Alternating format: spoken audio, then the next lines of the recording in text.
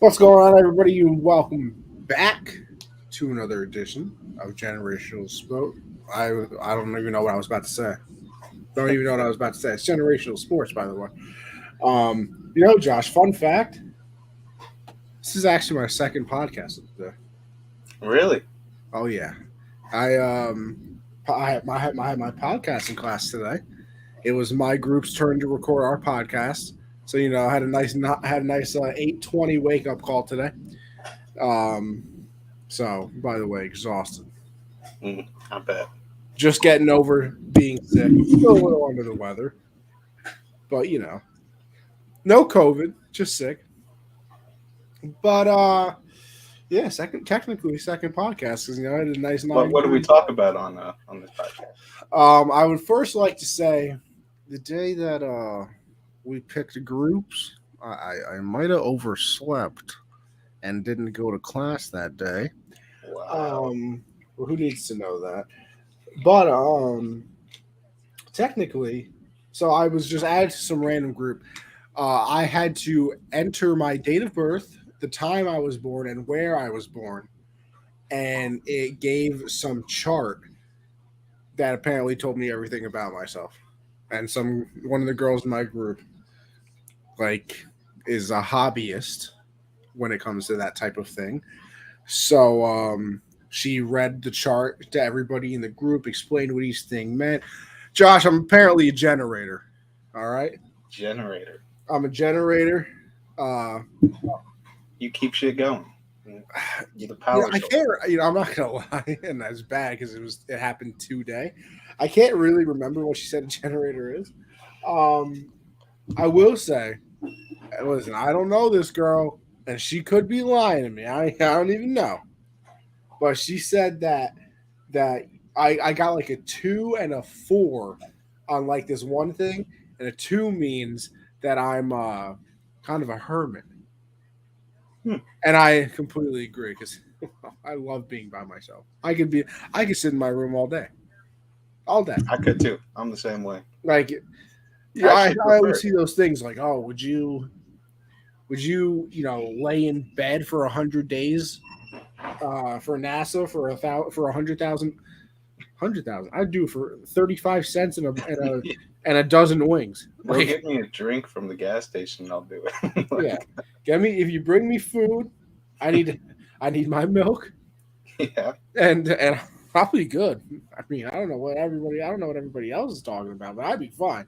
I actually had like we don't buy milk that often because we That don't really makes me need too sick, much by the way. dairy. To this day, it Had makes me my first glass in a while yesterday morning. Pretty good. I mean, sometimes you just forget how like how just absolutely delectable it is. yeah, sometimes you forget. I mean, I can't drink it a lot Could because never that's be me. Although, Josh, I'm not gonna lie, I haven't had milk in about. I probably haven't had milk in a week really, because you know the mucus and things not good to mix with milk. It makes it thicker. yeah, I can imagine. So I haven't had milk, and I think I'm on the last I think I'm two days away from being 100% Milk and berry milk pie. and a slice of berry pie. I'm not a big berries guy. Apple Now, pie. when you say berry pie, Yeah, what are we talking about here? is it a mixed berry or did they just I'm say, a, hey, there's berries in one here? of the bigger apple pie guys out there. Love apple pie. Love apple pie. Is cheesecake should count as a pie, I don't think it counts as a pie, but shouldn't it? especially because cake is in the name. But shouldn't it? Well, I don't know really. No, it shouldn't because Then it's why is not pumpkin really. pie pumpkin pie? That's That's that's what a every holiday season comes in my head, and it I should can't get it it out. should be pumpkin cake then. Yeah, or cheese pie. It's got to be one or the other. You can't have both different. You're not wrong. You know what? You make some salient points, Josh. Some Mm, salient points. I just want answers. That's all of us want in life. That's all we want. I think most of us want that in life. Um, listen, how you doing there, Josh? I'm doing pretty good. Hitting that fall weather time, best time of the year. I agree. Did lose a heartbreaking super boost Oh, on that Cleveland Pittsburgh. oh, I saw that. Heartbreaking. One of the funnier things I've watched via Pat McAfee. Yeah, it's tough. It's tough. The money was right there. 9 seconds left. Najee decides to just throw it up in the air, but yeah, it is what it is. Wound up winning the game that we'll get into our records later, but an important one. Bet on Atlanta, got the dub. Okay. So yeah, I felt pretty good about that pick up until the fourth quarter. Yeah, Gino was slinging that thing, bro. He was going crazy. I was feeling pretty good for a while. I will say though, Josh, one of your worst picks of all time, Vikings.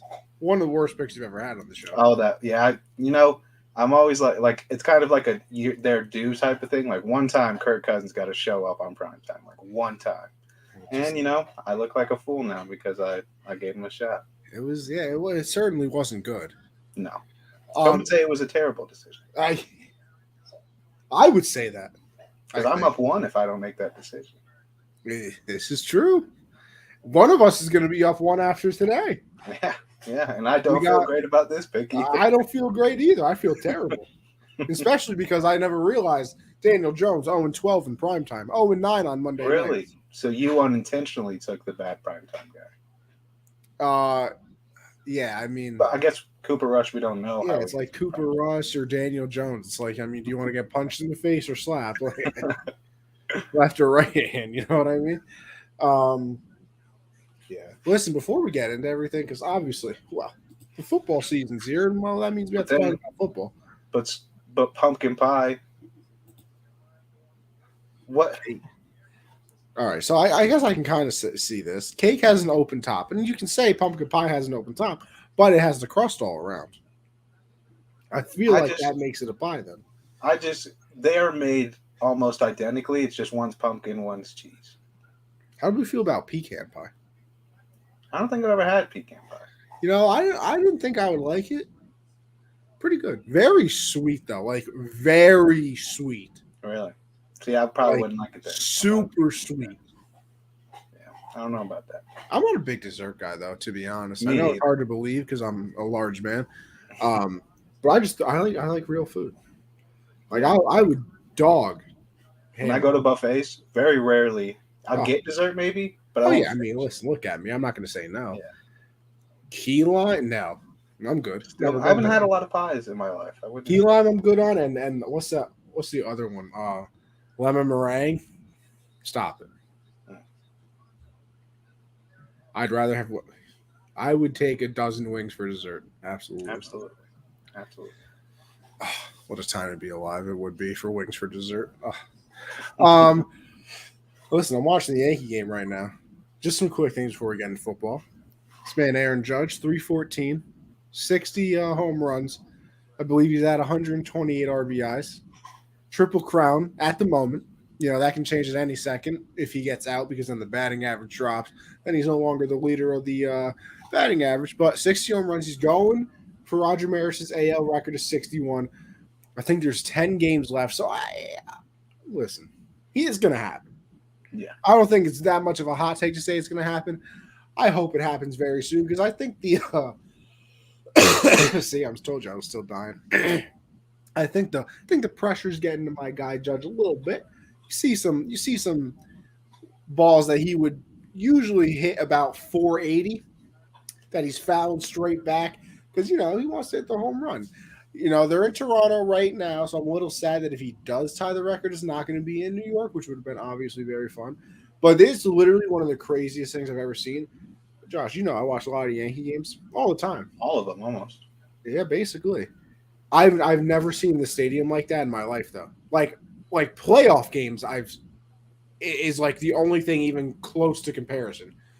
Because, and it's the weirdest thing ever, too, because the crowd goes crazy. His name gets announced. It's like fever pitch. The all the way up to the point of the pitcher getting set. The pitcher takes a move to home plate. The minute he steps to start the pitch, silence. Literally quiet. I can't imagine, like you said, like he's probably feeling the pressure. Like it's already tough enough when you're a high-profile batter and playing for a contract. Which I mean, by the way, he's made himself $100 million this year. Yeah, absolutely. And to then also be on the Yankees, the best player, about to break a record, like I'd feel a lot of pressure. A record, and not just like some, cool record. Josh, it's been the home run record in the AL for 61 years. Yeah, Like, that's it's pressure. not like it's, the record was set last year, he's going to break it this year. Like, it's a 61-year-old record. So, I mean, it just doesn't happen. Yeah, that's crazy. But then it's dead silent. And then if he fouls the ball back, if it's a ball strike, if it's a strike, whatever, crowd goes crazy again. Mm-hmm. Pitcher's thrown silent. And it's like that every pitch.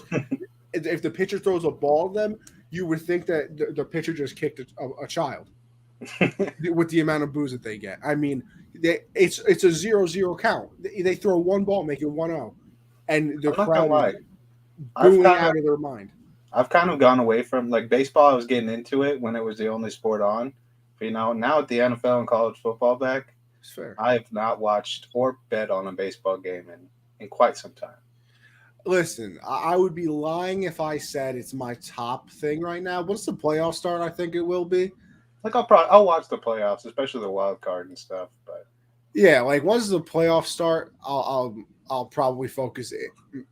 I should say focus back in, but I mean, I still watch the games, but like Sunday night, I had the Yankee game on because it was the Yankee game, and then like the football game on my phone. So like I'm still watching both. Don't get me wrong, but like a 1:00 game, I'm not watching too many at bats.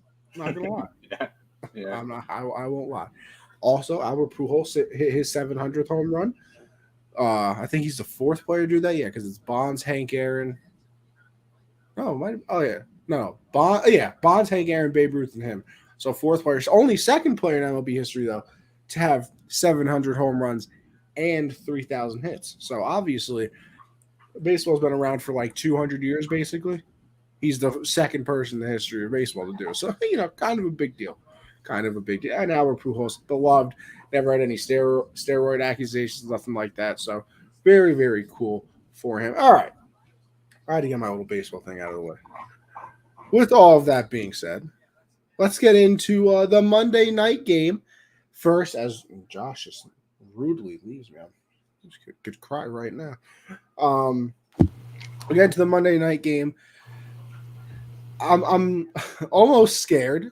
It's week 3 for if anybody ever ends up watching this, later on, that this is going to become the Sunday night game that we just watched of the 49ers and the Broncos, which terrible game.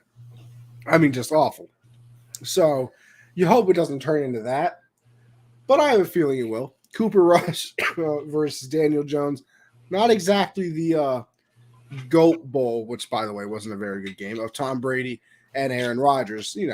Kind of the complete opposite on the quarterback spectrum. I was talking to Josh before the show.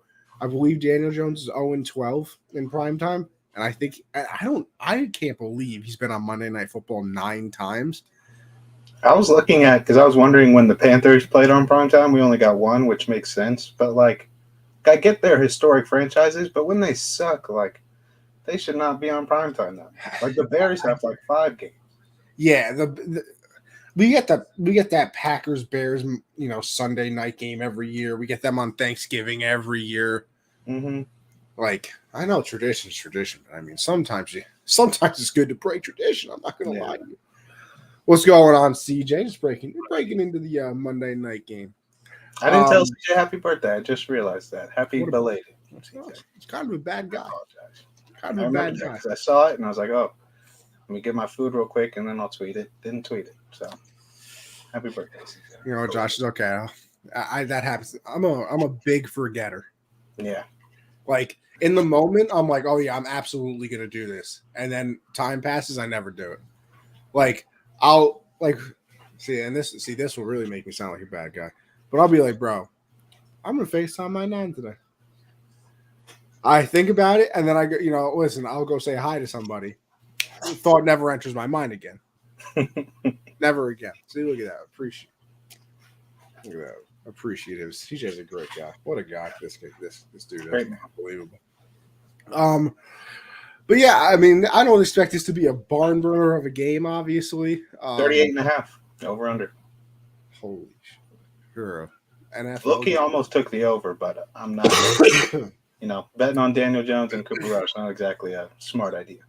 It's not exactly the two greatest offenses you'll see during the season. I think it's going to be very obviously. I don't think this is a hot take, defensive heavy, and I'm kind of am excited to see it though because well, first of all, Thibodeau's making his debut tonight. He's back from that injury that he got in the preseason off that shot block that made everybody very, very angry. But Parsons, I think he's going to destroy the Giants' offensive line, and then the Giants' defense has been playing pretty good throughout this season so far. Sorry, my throat keeps getting real dry when I'm talking. That's why I got the water here. I got Bullock a new bone, so he would leave me alone. But now he just wants to bring it right next to me, and it's so loud. I'm like, dude. I didn't even hear nothing. Really? You don't hear any of it? Now I do when it's completely silent, but when I'm talking away, I don't think anybody's going to be able to hear it. But yeah, I'm kind of excited to see the defenses go at each other. I'm like, listen, this screams like 17-10 to me, which probably means it's going to end up being 28-35. Which like I want. I really want it to just go crazy because everyone expects it to go kind of like. That's how everything goes, though. The Patriots-Ravens game wasn't like super low, but the over-under was expecting it to be low because it's the Patriots, but they made it a fun game. It was a fun game for a while, for a little bit. And then Max decided to throw 3 interceptions. But we'll get there. But yeah, I mean, you just look for through 2 weeks, Daniel Jones has definitely not been like, hey, you guys definitely got to pick up my 5th-year option. So I'm kind of excited to see what they do. I mean, Brian Dable has them playing extremely hard for him, playing pretty well too. I mean, obviously, week 1 they go out and they beat the Titans. Week 2 they beat. Why can't I not remember who it is? Who was it? Who did they? It was somebody that I also was not expecting. Yeah, some kicker made like a 58-yarder. I think it was Green. Oh, it was your. Yeah. That's no, I literally didn't remember. I swear to God, I did not. I actually wasn't even trying. It's a very forgettable game. Very forgettable. I literally did not remember who it was. So then they beat your Panthers, yes. Which I thought. Listen, I had the Panthers win that game. So did you. So I mean, I guess a surprise to us. Maybe not to everybody in the world, but surprising to us. And now a divisional rivalry game. Both of your quarterbacks. Why? I mean. I shouldn't say both are backups, but I mean, Daniel Jones is probably going to be a backup very, very soon. So, yeah, I don't know how much I expect out of the game. We're all going to sit here and watch it because it's football and we're idiots, but what do you think, Josh? Yeah, I mean, Cooper Rush, I mean, I know it's the Bengals and they've been very weird to start this season, but he looked solid against the Bengals. Noah Brown kind of stepped up. Is Michael Gallup, I saw he was on like the touchdown scores. Was he? Yeah, so I don't know if he's playing or not. Let me listen. You know who does know? Twitter. So let me go take a look at Michael Gallup and see if he's going to play, but continue. Yeah, I mean, Noah Brown stepped up big time. Obviously, CeeDee Lamb's there. They got the dual-headed monster with Zeke and Tony Pollard. So it's not like a ton of pressure on Cooper Rush, and that defense, I know Leonard Williams is out. So, if Kayvon Thibodeau doesn't have the greatest debut, the pressure won't be crazy on him, but I just think, like you said earlier, I think it's going to be a defensive battle. More specifically, I think Micah Parsons is going to have a night because, I mean, he's been the best defender in the NFL this season. You see that Lawrence Taylor's going to be at the game tonight? Yeah, Micah Parsons might have 8 sacks. Lawrence Taylor's in the building. Yeah. Michael Gallup won't make return from ACL versus the Giants. That was 3 days ago. Okay, so they're still going to need another big game from Noah Brown. Giants secondary isn't that good. They didn't really lock any of our guys up really too badly. We were able to get behind them a couple times. So, I mean, it's going to come down to what Cooper Rush does, really. I think that offense for the Giants, Dable obviously has taken it to a little higher level than what it's been in the past, but I expect it to be low scoring, lots of running the ball. Lots of Saquon, lots of Zeke, a lot of Tony Pollard. So not exciting game, but See, the thing with both of these teams too is like, if I'm the defensive coordinator on both teams, I'm putting 8 in the box. oh yeah, I'm not letting Zeke run, which I don't know how good he is anymore. Anyway, I like his helmet though. I like his helmet. I'm a fan of the helmet. Yeah, I won't lie. it's dope. And then I'm not letting Saquon do anything, which once again, I don't think that's very difficult. Not because Saquon's exactly. Saquon's had a good year. First two games, I should say. But that offensive line is just, it's real bad. Yeah, two very young tackles. Well, actually, yeah, two young tackles. What's his name? Andrew Thomas and Evan Neal. Is Evan Neal Andrew Thomas is like currently the Pro Football Focus highest rated guard. I don't care what Pro Football Focus ever has to say about anything. I could not care less. We are not Pro Football Focus supporters, by the way. I hate them. They're so stupid. It doesn't make sense. Did you know that teams use that in contract negotiations? Yes. That's so stupid. It's just people making up numbers. Like, I didn't even see Trent Williams on the list either, by the way. Like, when they were doing the tackles and they had like top 5, I didn't even see Trent Williams on. Listen, I don't have to be smart. I know Trent Williams, no matter what, is top 5. This man might be in a coffin. He still might be top. Like, we don't even got to really dive into it too much, but like when you see what Patrick Mahomes did week 1 and they're like, yeah, he was probably like the 7th best quarterback this week. Like, oh, so you're just stupid. You don't know what you're talking about. Yeah.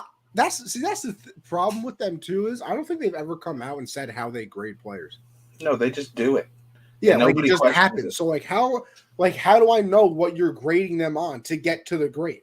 And then when you try to look at like how they do it, my guy, and when you look at their stats and everything on their website, which you got to pay for, also crazy. I'm good. Never been better. And Clayton let me look at it one time because he has it. I didn't know what to look at. I'm like, what are these stats? What am I looking for? How do I know what's good and what's bad? You don't. Like, I don't know. I'm not a big fan of it. I like the eye test. That's what I like. See, me and Josh disagree on a lot of things. Big eye test, people. Huge. Yeah. Love the eye test. Big fan of it. All right. Well, we're going to find out what happens tonight. Obviously, big game to decide. Well, I guess I shouldn't spoil it, but I'm going to spoil it. To decide who goes up in the pick segment. Josh has the Cowboys. I have the Giants in this game.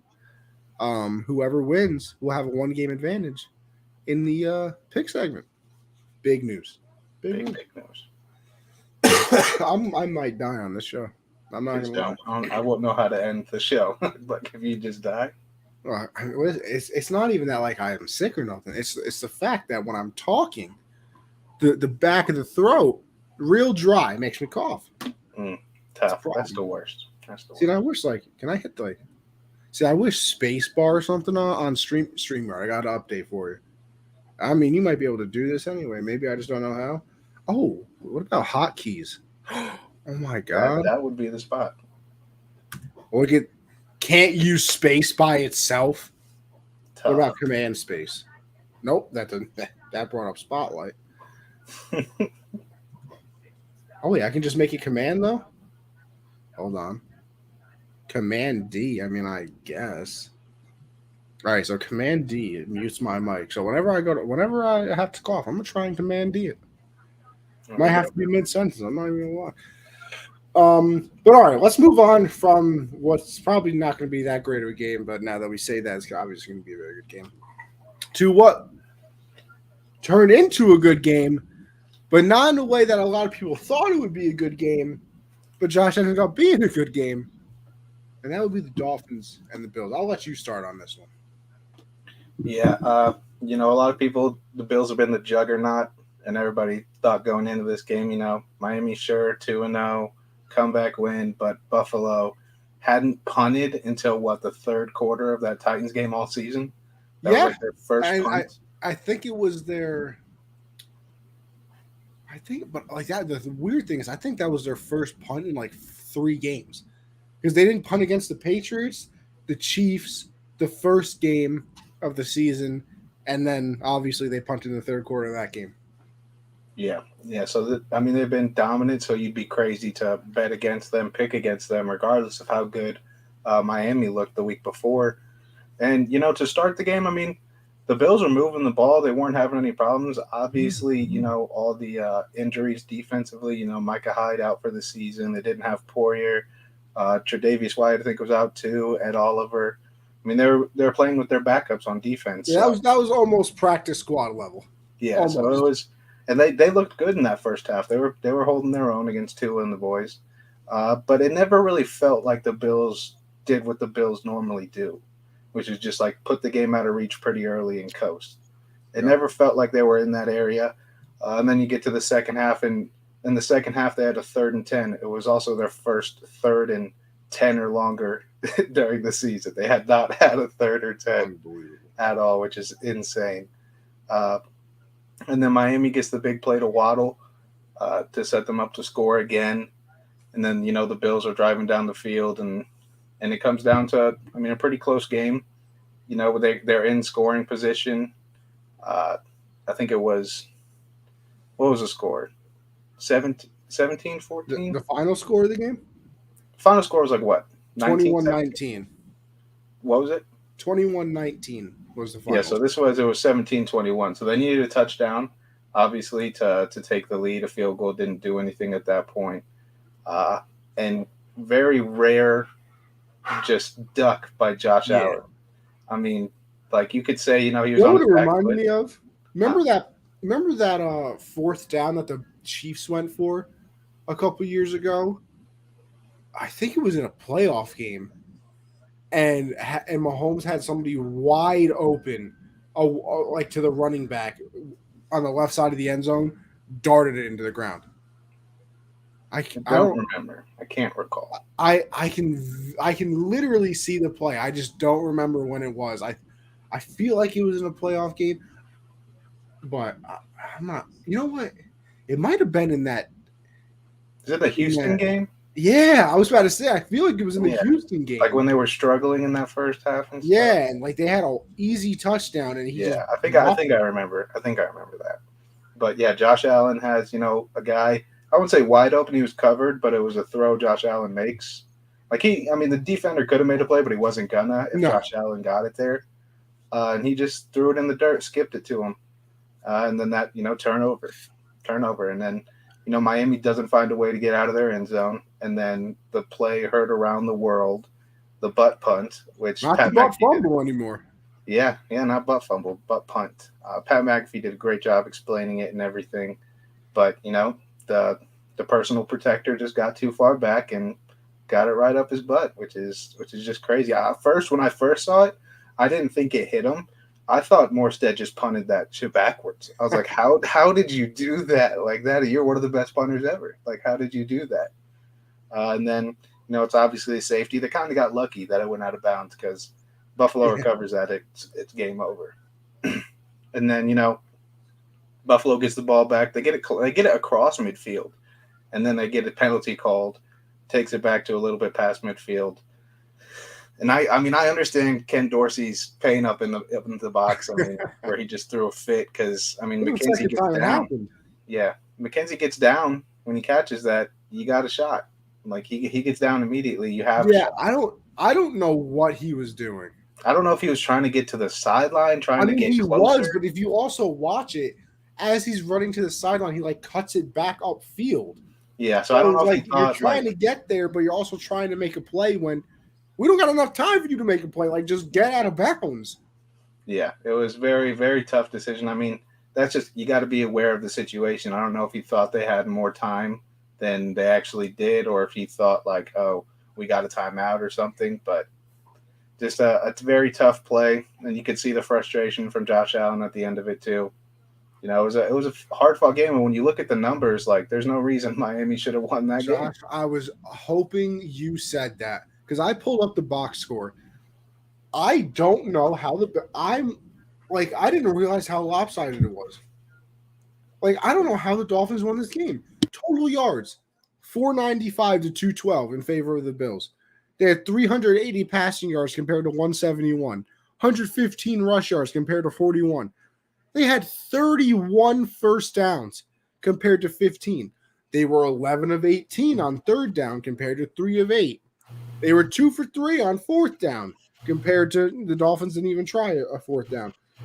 They had 90 total plays. 90 compared to 39, and the Dolphins punted more. 5 punts to 1, apparently, which I don't think that's true, though. They definitely punted more than once, didn't they? No, I don't think so. Oh, well, very interesting. I mean, I guess the biggest thing, though, was that fumble from Allen where, he kind of got bodied, and then Melvin Ingram recovers it. It wasn't a fumble 6, right? It was. No, he didn't return it, but they were close. They were very close. Yeah, they were very close, and then I believe a couple plays later, they ended up scoring on it. So obviously a very costly turnover. But I like even the time of possession, the thing that every team wants to win besides a turnover battle. 40 minutes compared to 19. Like, how do you lose that game? That's one of the craziest stat deficiencies I've ever seen from a team that won a game. Like, that is incredible. Like, it'd be crazier if it was just the time of possession, but the fact that the Bills were still very successful in moving the ball, yeah, and I mean, you can look at you look at two things. You look at the end of the game, obviously, which you just broke down, but that play at half, I believe it was a backup center. And listen, it's going into the half, so obviously you've had some plays and you'll get your timing, but still, backup center is not the same guy, and usually the Bills are out of shotgun so often that he's finally under center to get the snap. And I was really confused because I thought they just tried to do the fake spike thing, and I was like, the terrible play calls. Like, I don't know why you would actually do that, but hey, go off if you feel like it. But then you look, and Allen had fumbled the snap, got it, and then threw it to Diggs, and very, very lucky it wasn't a pick six because that corner broke on the ball, and I thought he was gone. But Diggs somehow caught it. He gets out of bounds, but there's no time left anyway.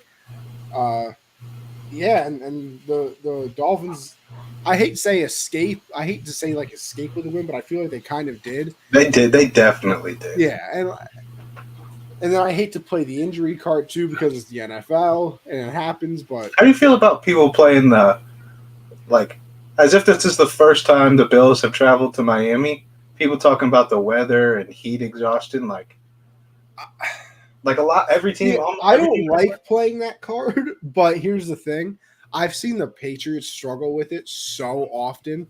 And listen, they're coached by Bill, everybody, the greatest coach of all time.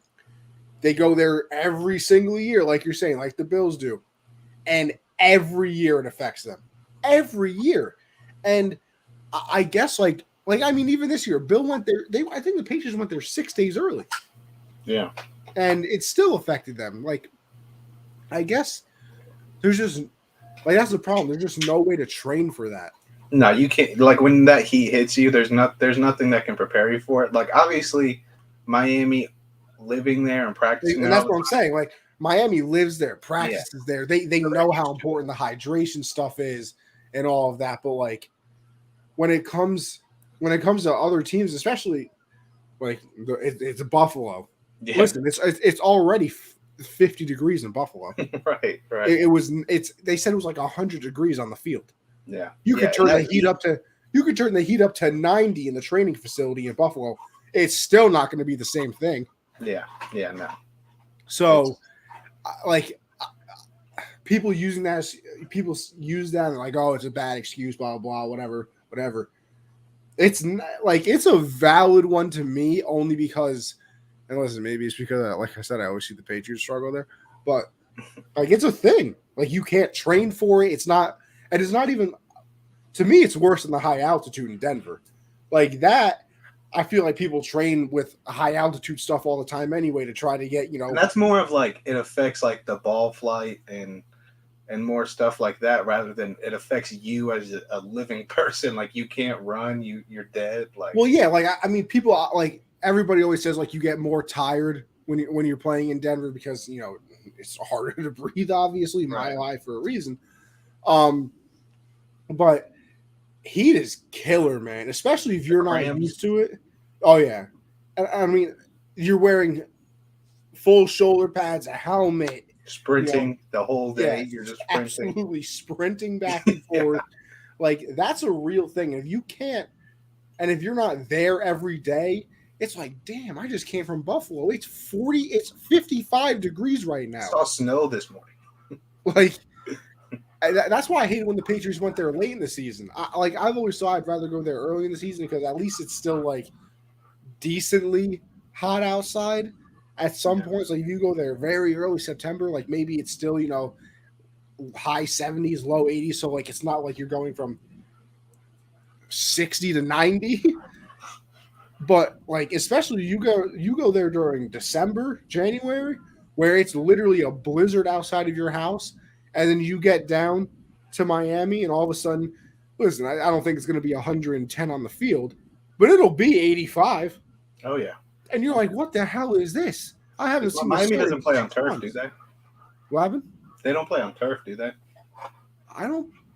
That's a good question. I don't think so. But I would be lying if I actually said I knew. So I don't think they do, but either way, like that field, like it gets hot regardless if it's turf. Like obviously turf will get way more hot, but just like it'll feel almost worse than what the temperature. Oh no, it always does. Like it'll be 90 itself. out, and then they'll go down to the sideline report. And it's like, oh yeah, real fuel on the field here is 105. And I'm like, what are you talking about? 105? I'm not playing. Yeah, like that's death weather. That's tough to deal with. Now here's my other thing. That obviously big win for the Dolphins 3-0. They're the only 3-0. No, the Eagles are 3-0 as well. Obviously, the Giants could go to 3-0 tonight. We'll find out. Game starts in about 20 minutes. But what do you think about the whole Tua thing? Oh, the injury? Sorry, I had to cough again. Yeah. How does he get back on the field? Well, I did see a report that it was a back injury. Okay. See, here's the thing, though. And this is why the NFLPA is launching an investigation, they said. Because when he was out originally, they listed it as a head injury. And then after the game, they said, oh, yeah, it's his back. How do you mess that one up? Yeah, like if it's a back injury, why is he going through concussion protocol? Like what it really threw him off balance. And he has an ankle too. Did you see the video of him when this man got absolutely rocked? Like, did you see the video of him getting up? Yeah, and then he fell right back down. Like, no one should go back in the game if they walk and can't. Like, they can't walk. No, literally could not walk. Yeah, he should not have been back. And then finally starts walking again and like kind of falls into his lineman, and they both stand there and like hold him.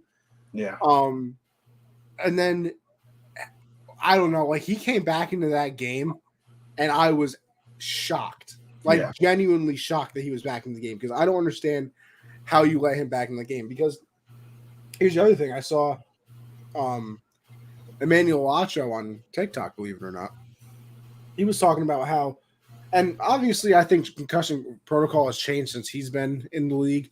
I mean, I don't know how long he's been out of it because I honestly didn't know who he was. He was in there like early 2010s. He was still playing. Yeah, so I mean, it's definitely changed since he's been in the league. Mm-hmm. But he was like, "Yeah, concussion protocol." They asked me who the president was. I've known that for the last 3 years, and what day it was. Well, I'm playing a game, so it has to be a Sunday, unless you just think for some reason it's a Thursday, but like it's a day game. Why else would it? What other day of the week would it be? Yeah, I think with concussion protocols, it is though. Like, how quick can you remember this? Like, you should be able to remember. If you can't, then there is an issue. But the craziest thing is, he said, "I answered the questions perfectly. I finished the game, and then going home, he didn't know what house he lived in. He got into his neighborhood. There are lingering effects, like with a concussion, because I never had one, but I mean, in high school football, everybody almost gets one because you're not taught to tackle the right way. So you always have concussions. So there are like lingering effects like that. But I mean, I get what he's saying and what you're saying. Like, there definitely needs to be more tight, harder to answer questions to be like, okay, are you dumb right now? Or like, you can't just ask them the simplest of questions, but. Yeah, I don't know. I just cannot believe he got back into that game. Yeah, there is no reason, especially because, like, If he's like wobbling, then he goes through concussion protocol. It's like, okay, he's not. But when you fall to the ground like that, there's something wrong. Like he should not be And playing. if you watch the replay, his head smashed to the ground. Like that was full whiplash, head right to the turf, grass, whatever it is over there. But I mean, watching Pat today too. It was kind of they were talking about it a little bit. I doubt that they're gonna find anything because as bad as it is, and like I feel like we kind of both agree that he shouldn't have gone back in. Like the NFL doesn't really play with head stuff anymore. Yeah. You know, like this is 30 years ago. Like you go back in that game, probably without any real test or anything. You know, you sit off for a play, you get some smelling salts, you're back into the game. But with that, like they've taken some steps to make sure that doesn't happen anymore. So I would be surprised if they actually did break the protocol, like which is what they're being investigated for. But it just doesn't look good.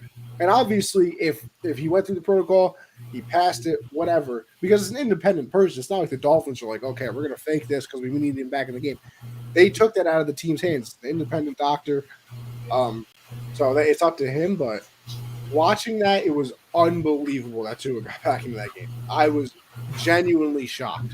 Like, yeah. We'll move on from there though. You want to help me finish off the same game parlay that I'm about? Why not? So far, this is what I got, and it's a free bet, so I'm willing to get a little bit risky with it. Okay. I got Cooper Rush and Daniel Jones both to throw over 200 yards. Feel like this could be a tight one, so they'll get desperate late. A lot of throwing the ball I could see. And then I wanted to do a couple touchdown scores. Okay. I think it's Saquon. I'm thinking I want him as one of them. But Daniel Jones. Shepard. That's what I was thinking. Sterling Shepard. But he always scores in these primetime games. Because I think Tony's out of this game. Pollard out? What?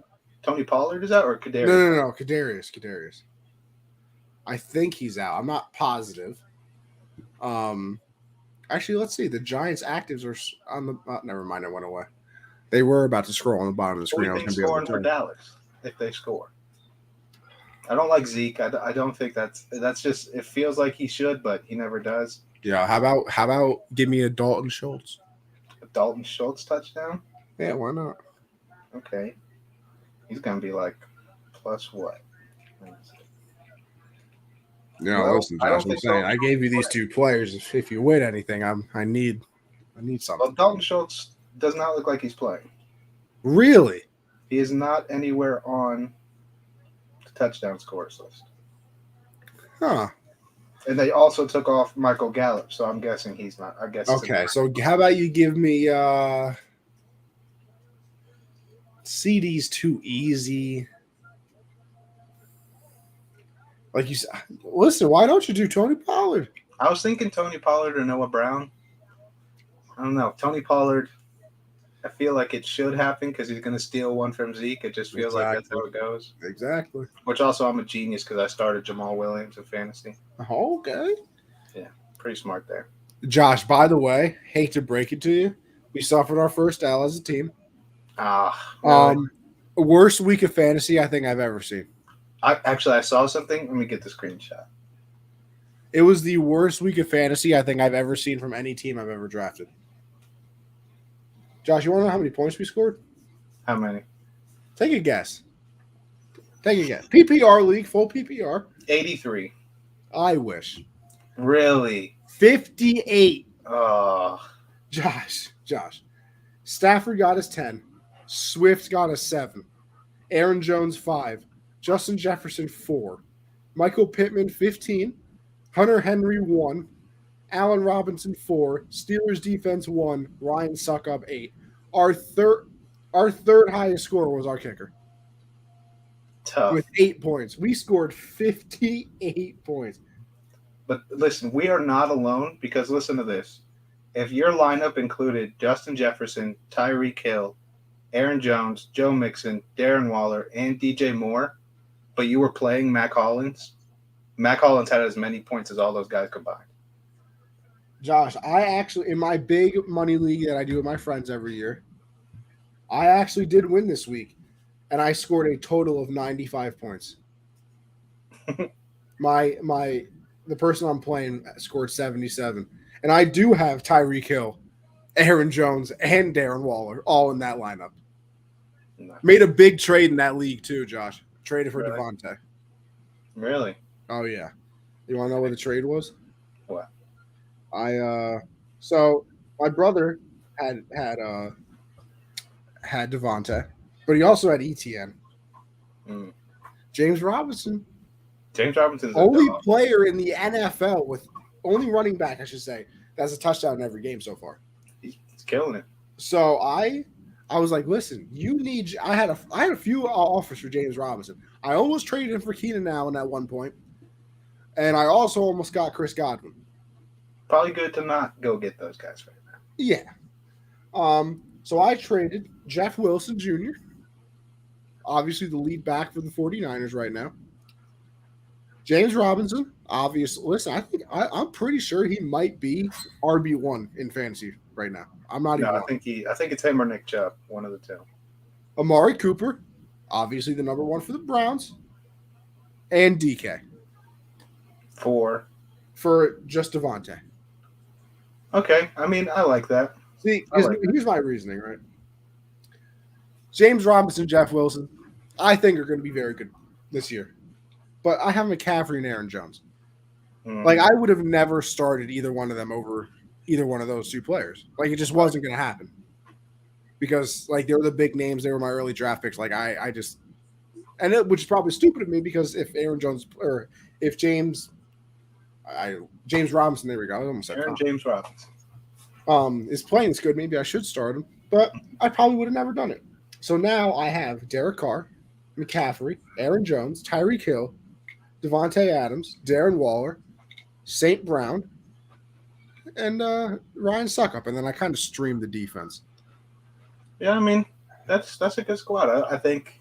Right? I mean, when you have McCaffrey and Aaron Jones, running back depth isn't exactly a worry because you're so top heavy. So, picking up a guy like Devontae, I mean, you gotta hope they figure it out over there in Las Vegas. But yeah, that's not a bad move, especially because you never know when Seattle's going to get their quarterback. Amari's he's good, but he's not like consistent enough to really like worry about losing him.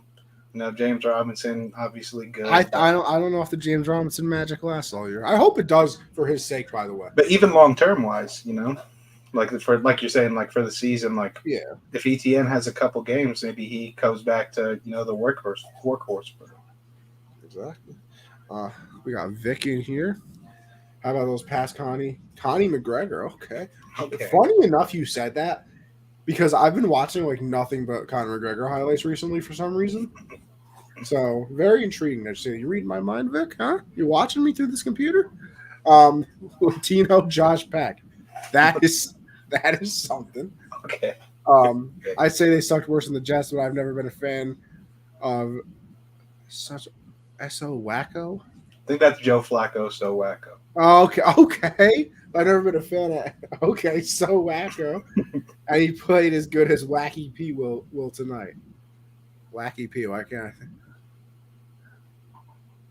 Dak's not playing, so Vic, you forgot that Dak's not playing. He's good with the work, man. He just be putting stuff up. Vic, you're very good at this, and it's almost alarming how good you are. So wacko is good. That's yeah, I was so confused. They clicked when I said it. They clicked when I said it out loud. I was like, "Oh, that's Joe Flacco." So wacko. Very impressive. I mean, very, very impressive. I don't know how I feel about the Latino Josh Peck. I don't know. I'm a big Drake and Josh guy, so I would take that. I mean, yeah, but I don't know. Is Josh Peck? What's he up to? He's doing good. Really? Yeah, he's married, has a kid. Okay. I mean, I just didn't want to have the fall off. Did he fall off? Hangs out with David Dobrik a lot. Okay, so he gets like cool stuff. Yeah. Okay, I like it then. I like it. Yeah, why not? And you're famous and rich, so why not? That's true. All right, back to what we were talking about. The Eagles. Josh, you posed the question: are they the best team in the NFC right now? And listen, it's an overreaction Monday, so I can do this. I think the question should be if they're the best team in the NFL. Wow. I'm not going to lie. I'm kind of all in. I'm kind of all in on the Eagles. Jalen Hurts looks like a brand new man. See, look at my brother in here. This is the brother I traded Devontae Adams with. Big Eagles fan. He's a big Eagles fan. But I'm kind of all in on the team. Hurts looks like a new guy. Obviously, he can run the ball. Showing some improvement in the passing game, which, listen, Josh, you, and CJ, we were kind of the Jalen Hurts defenders. Not going to lie. We said last year was basically his rookie year. This year's got to show the improvement. And by the way, feather in the cap because it looks like we're going to be right. Devontae Smith, remember he was too skinny to be a wide receiver in the NFL? This man was just out here mossing people last year. I thought they, when they were up 20, like 14-0 or whatever it was, it's like, all right, can we not throw this many to Devontae? We might want to save a couple of these for the playoffs, not against Washington. Listen, he was going and getting them, but that catch he made over top of the defender, and then he landed at the 1 yard, which, by the way, that would have knocked the wind out of me for the next 4 years of my life. Yeah. That's one of those like where you. Yeah, I mean that's one of those catches, but unbelievable. Then obviously, let me tell you something. AJ Brown might be top 5 receiver this year. Yeah, he's killing it. Listen, we say this a lot. Couldn't get that touchdown for me though on Monday Night Football. Yeah, a little upsetting. Quez Watkins got one though. Quez Watkins. Couldn't send AJ Brown up the seam. I'd have to be Quez. It's a tough break. It hurt. But we say this term a lot. AJ Brown's a grown ass man. Yeah. That is a grown ass man. Yeah. And then I don't know if you saw. He's. Yeah. I don't know if you saw it. Dallas Goedert, that little screen pass he caught. He made a nice little twinkle toe past a couple defenders. He scored the touchdown on that. And then I'm pretty sure the Eagles had 25 sacks in the first quarter. That's what it felt like. I think they finished the game with 9, I want to say. Maybe less. I know it's not more than that, but it could be less. I'm not exactly sure. But I'm pretty sure they had 6 in the first half, which is incredible. Carson Wentz looked like he was Joe Burrow for a second, not skill-wise, by the way. I just mean the way that he was getting absolutely murdered. But listen, best team in the NFC, I think it's a yes right now. And if I'm doing a power rankings, listen, big ups to the Dolphins for being the Bills, the Super Bowl favorite. I think the Eagles are number 1 in my power rankings, Josh. I'm not lying to you. It'd be tough to go against them. I mean, especially 3-0 and how dominant they've been in these. I mean, you look at the teams they've played, it's been, Detroit, Minnesota, and Washington. And I wouldn't call that the toughest start. No, it's definitely not murderer's row. Early on, it also looked like you give up 35 points to the Lions, but the Lions score. That's what they do. I'm pretty sure they have the second most points scored in the league. And they're what, 0-3 now? Or 1-2. 1-2? They beat who they beat last week. Did they win last week? Yeah, they won last week because they were up 14-0 against the Vikings this week, ended up losing. Yeah. I don't know who. I'm not sure who they beat last week, but I know that they're 1-2. They do have a win. Who did they beat? Was it Washington they beat? It was actually. Yes. Yeah. Now that you say that, it was. Yes. Okay, so I mean, I think I don't know. It's still, even though the Bills lost, I think they're still the best team in the league. It's fair. I'm not going to sit here and really argue, honestly. Yeah, but I mean, I think NFC wise, the. See how the G-men do with this? Give me a game against the Side Boys before we call the Eagles best. No. I'm sorry. The Giants could be 3-0 after tonight, and I still would not give them any respect. There are levels to 3-0. There's Eagles and Dolphins. The Giants might be the worst 3-0 team I've ever and seen. There's the Giants. If they go 3-0, they will be the worst 3-0 team I've ever seen in my life. That'd be crazy. But I don't know. I think in the NFC, the Rams, where are they, 2-1? I mean, I think they still have all the skill, but they just do not look like the Rams we saw last year go on a Super Bowl run and get a ring. Other in the NFC, the Bucks have looked very, very rough offensively. So I think NFC wise, yeah, I think the Eagles kind of have to be the unanimous choice right now with how they've played. And this is what happens when your number one target isn't Travis Fulgham, and you actually get real wide receivers. Like you said earlier, we deserve some pats on the back for sticking with Jalen Hurts. We said, hey, guy's basically a rookie with no O line, and his number one receiver is a guy who won't be in the league next year. Do you think that the Bills changed the NFL with the Diggs thing? Absolutely. Because even now, like I saw in the group chat yesterday, bad Josh Allen would be bad without Diggs. He would go back to what he was before, Bob. And I think that's a gross overreaction, obviously. But like Josh Allen wasn't good before Diggs got there, and then you go back and you're like, well, he was throwing to John Brown. Yeah. Like the people he was throwing the ball to were not good at football. Yeah. Marquise Goodwin should not be a top target for you. And then all of a sudden, you get Diggs, and you're like, oh, wow, it's magic. Josh Allen can actually play. And then you get somebody like McKenzie and Gabe Davis, and then it's like, oh, wow, he can really play. It's like, yeah, listen, not everybody's Brady that can make Julian Edelman a seventh-round quarterback into a Super Bowl MVP one of those years. Like, a lot of these quarterbacks need people to actually throw the ball to. Yeah. Mind-blowing thing here.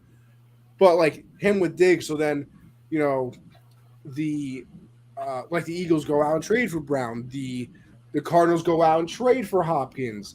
The Dolphins go and get Tyreek. Like, I feel like the Bills kind of started that where it was like, listen, maybe our quarterback isn't the greatest thing ever, but is it our fault? And I feel like that takes a lot of like looking into yourself instead of being like, oh no, he's just bad. Obviously, like we might have gotten the draft pick wrong, but the rest of the team is great. Like yeah. I think the Bills looked at it and were like, this kid kind of has potential, and we have to figure out if he can actually play football. So let's give you a number one target.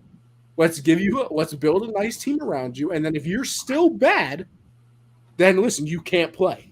And I think that's kind of what the Dolphins do this year with Tua too, where it's like, okay, you have Waddle, who could be a number one on some teams, maybe. Very good. And then we go out and get you Tyreek. So now it's like, all right, bro, if you can't win with this team, you can't win. I think it kind of varies because yes, we've seen it, be successful. The Cardinals were undefeated through like nine. Yeah, they were like 9-0 last year before they fell off the cliff. And then obviously the examples you gave to Josh Allen getting Diggs, but we've kind of seen the opposite as well. Baker got Odell. And then they shipped Baker off. So far, Devontae is not working out in Las Vegas. There's a touchdown in each game, though. Yeah, but he's not getting looks. He's not getting – Devontae getting a touchdown, like being the positive thing, is not what you paid him all that money and traded for him for. Yeah, I think that's more on the Raiders, though. I think that's the scheming of not getting But I don't know. I do think it's the way the NFL is going because you see how successful it has turned teams into because – sure, Tom Brady has won Super Bowls with mediocre weapons, but like you said, nobody's going to be Tom Brady again. Nobody is going to be able to do that. It's not possible. Like Peyton Manning had Marvin Harrison, Reggie Wayne, Dallas Clark, like great defenses. It's not going to be. You have to have good weapons to find out what you have at quarterback. You have to give them a shot because when you're throwing to a Travis Fulgham, like John Brown, and whoever 39 Jordan Matthews, that was their that was their guy. In Kyler's defense, his rookie year, 39-year-old Larry Fitz, like that's his best weapon out there. You can't expect too much out of young players when you don't give them a chance. So to really see what you got to give them these weapons. And so far, for most of them, it's worked. So I do think that's a direction. I do think it's also going to make the price of these wide receivers go up. They're going to start making quarterback money. Yeah, it's going to be like the bags Justin Jefferson, Jamar Chase are going to get. Like, it's going to be ridiculous. So I do think that's the way the league is going. Yeah, I mean, the Eagles, back to main thing, I guess. But listen, the Eagles just look really good. Their defense is unbelievable. They probably have the best offensive line, definitely the most athletic offensive line in the league. Jason Kelsey is out there pancaking people, running like 40 yards down the field too. And he's like, old. He's old. He found his young They legs. have like 4 different running backs, not even including Hurts, who might be the best runner on the team. Mm-hmm. I mean, Miles Sanders, everybody told me, oh, he's done. He's done. He's done. Where? Yeah, he is done. He's him. Done when the play ends because he's in the end zone half the time. You also got, Kenneth Gainwell behind him. You got Scott behind him. They got depth at running back. Listen, like I said, I think they're the best team in the NFL. I really do. I think right now, through 3 weeks, I think it's tough to argue against it because the Bills lost. But just overall non-reaction Monday, I don't know. I got to see it long term. I got to see it. They've won their last 6, but 3 of those against Washington, 1 Detroit, 1 Minnesota in prime time. Well, listen, the good thing for them too is until they get to the playoffs, their schedule is not very difficult. They're lucky that they play in a shit division and they're actually good. It's a blessing to deal. I mean, I'm pretty sure they have one of the easiest schedules in the league. I mean, just through division. I think the next couple of games, they play the Jags, Cardinals. Cardinals should be difficult, obviously. That'll be We're actually 1-point favorites against the Cardinals right now. Are you really? Yeah. Holy At least when it opened. I'm sure it's probably changed by now. But so maybe the Cardinals aren't a challenge. But they play listen to the next what is this? 6 games? It's the Jags, Cardinals. Jags are good. Cowboys, Steelers, Texans, Commanders. Listen, that Jags-Eagles game might be the best game of this upcoming week. Jags might be good, bro. Jags might be good. They blew out the Chargers. Granted, injuries, but they might be good. Bro, they might be. I don't know. The Charger game's got to be on here, right? Yeah. Okay, it is. Yeah, because we got to talk about injuries. Jesus. I don't know. I'm putting my money on the Dexter's QB in his senior year of high school. He's also mobile with no blind spot, and Peyton and Eli's nephew is also coming too. There's an Dexter's quarterback. Oh, there is. Actually, no, I did see that. Yeah, that high school kid. How's that going to work out, though? I mean, hey, he's getting sacked. Just move it over to the left hand. I'm pretty sure no NFL GM is going to be like, oh, so you're right-handed. Well, no, I'm actually both. No, tell me which fucking hand you're going to use, bro. Get out of my face with this both. No, I'm actually both. Listen, you idiot. No, you're not. Yeah. Okay, get out of here. We're not drafted yet. Yeah, not. Goodbye. What's their nephew's name again? Archie? I thought. Well, Archie's their dad, isn't it? Yeah, Arch. I think it's just Arch, man. It's Arch. Interesting. He's a dog. He's a dog for sure. He does. I mean, then again, I looked at some of the highlight tapes. I think he's going to Texas. The other kids look 12. He's going to Texas, though, so he's probably going to be a terrible quarterback. They don't have very much success over there. You make a good point. Talk about not so much success. We kind of highlighted this, so maybe we won't go full in depth into it. But Devontae Adams, does he regret going to the Raiders? And apparently I saw something that he's very frustrated with the 0-3 start, blah, blah, blah. You know what that means to me? He's getting 55 targets next week. He better. Wide receiver comes out and says he's frustrated. He's getting 50 targets next week. I get teams are covering him pretty heavily, because it's Devontae Adams. They do that with the I don't care. Just put it around him. Put it somewhere. He's going to grab it. You see that touchdown he had? Just put it around him. And here's my thing, too, with when he was on the Packers, who else were you really worried about? So you were obviously double covering him. The Raiders at least have people that should worry you. You have to pay attention to Darren Waller. He's not Travis Kelce. Yeah, you can't tell me that. You have to pay attention to Darren Waller. I think Hunter Renfrow missed this game. I think he had a concussion or something like that.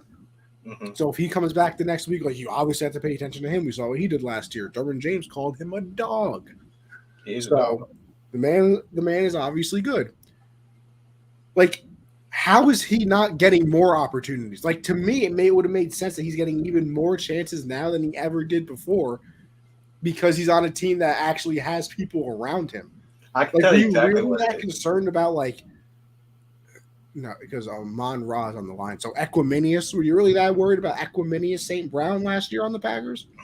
Were you really that worried about Scantling or whatever his name is, Mark Yeah, Valdez Valdez. Scantling? Like, were you really that worried that you paid attention to them and not Devontae? Like, I don't I know. think it's Josh McDaniels. I think it's Josh McDaniels.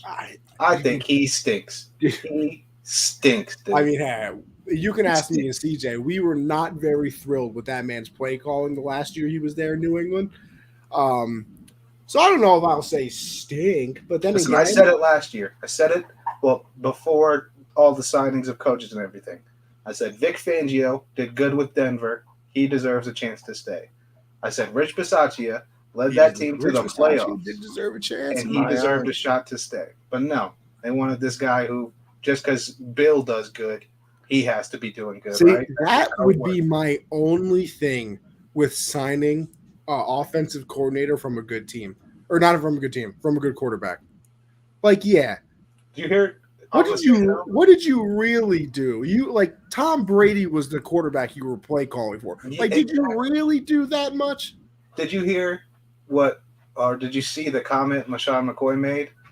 Yeah, that Eric Bieniemy doesn't actually do anything. Like you gotta kind of think about it now, because we've seen coaches go from great quarterbacks to a team they're supposed to be a guru at, and it doesn't work. So you got to kind of question. I think Eric Bieniemy knows how to call it offense, but you got to start questioning it.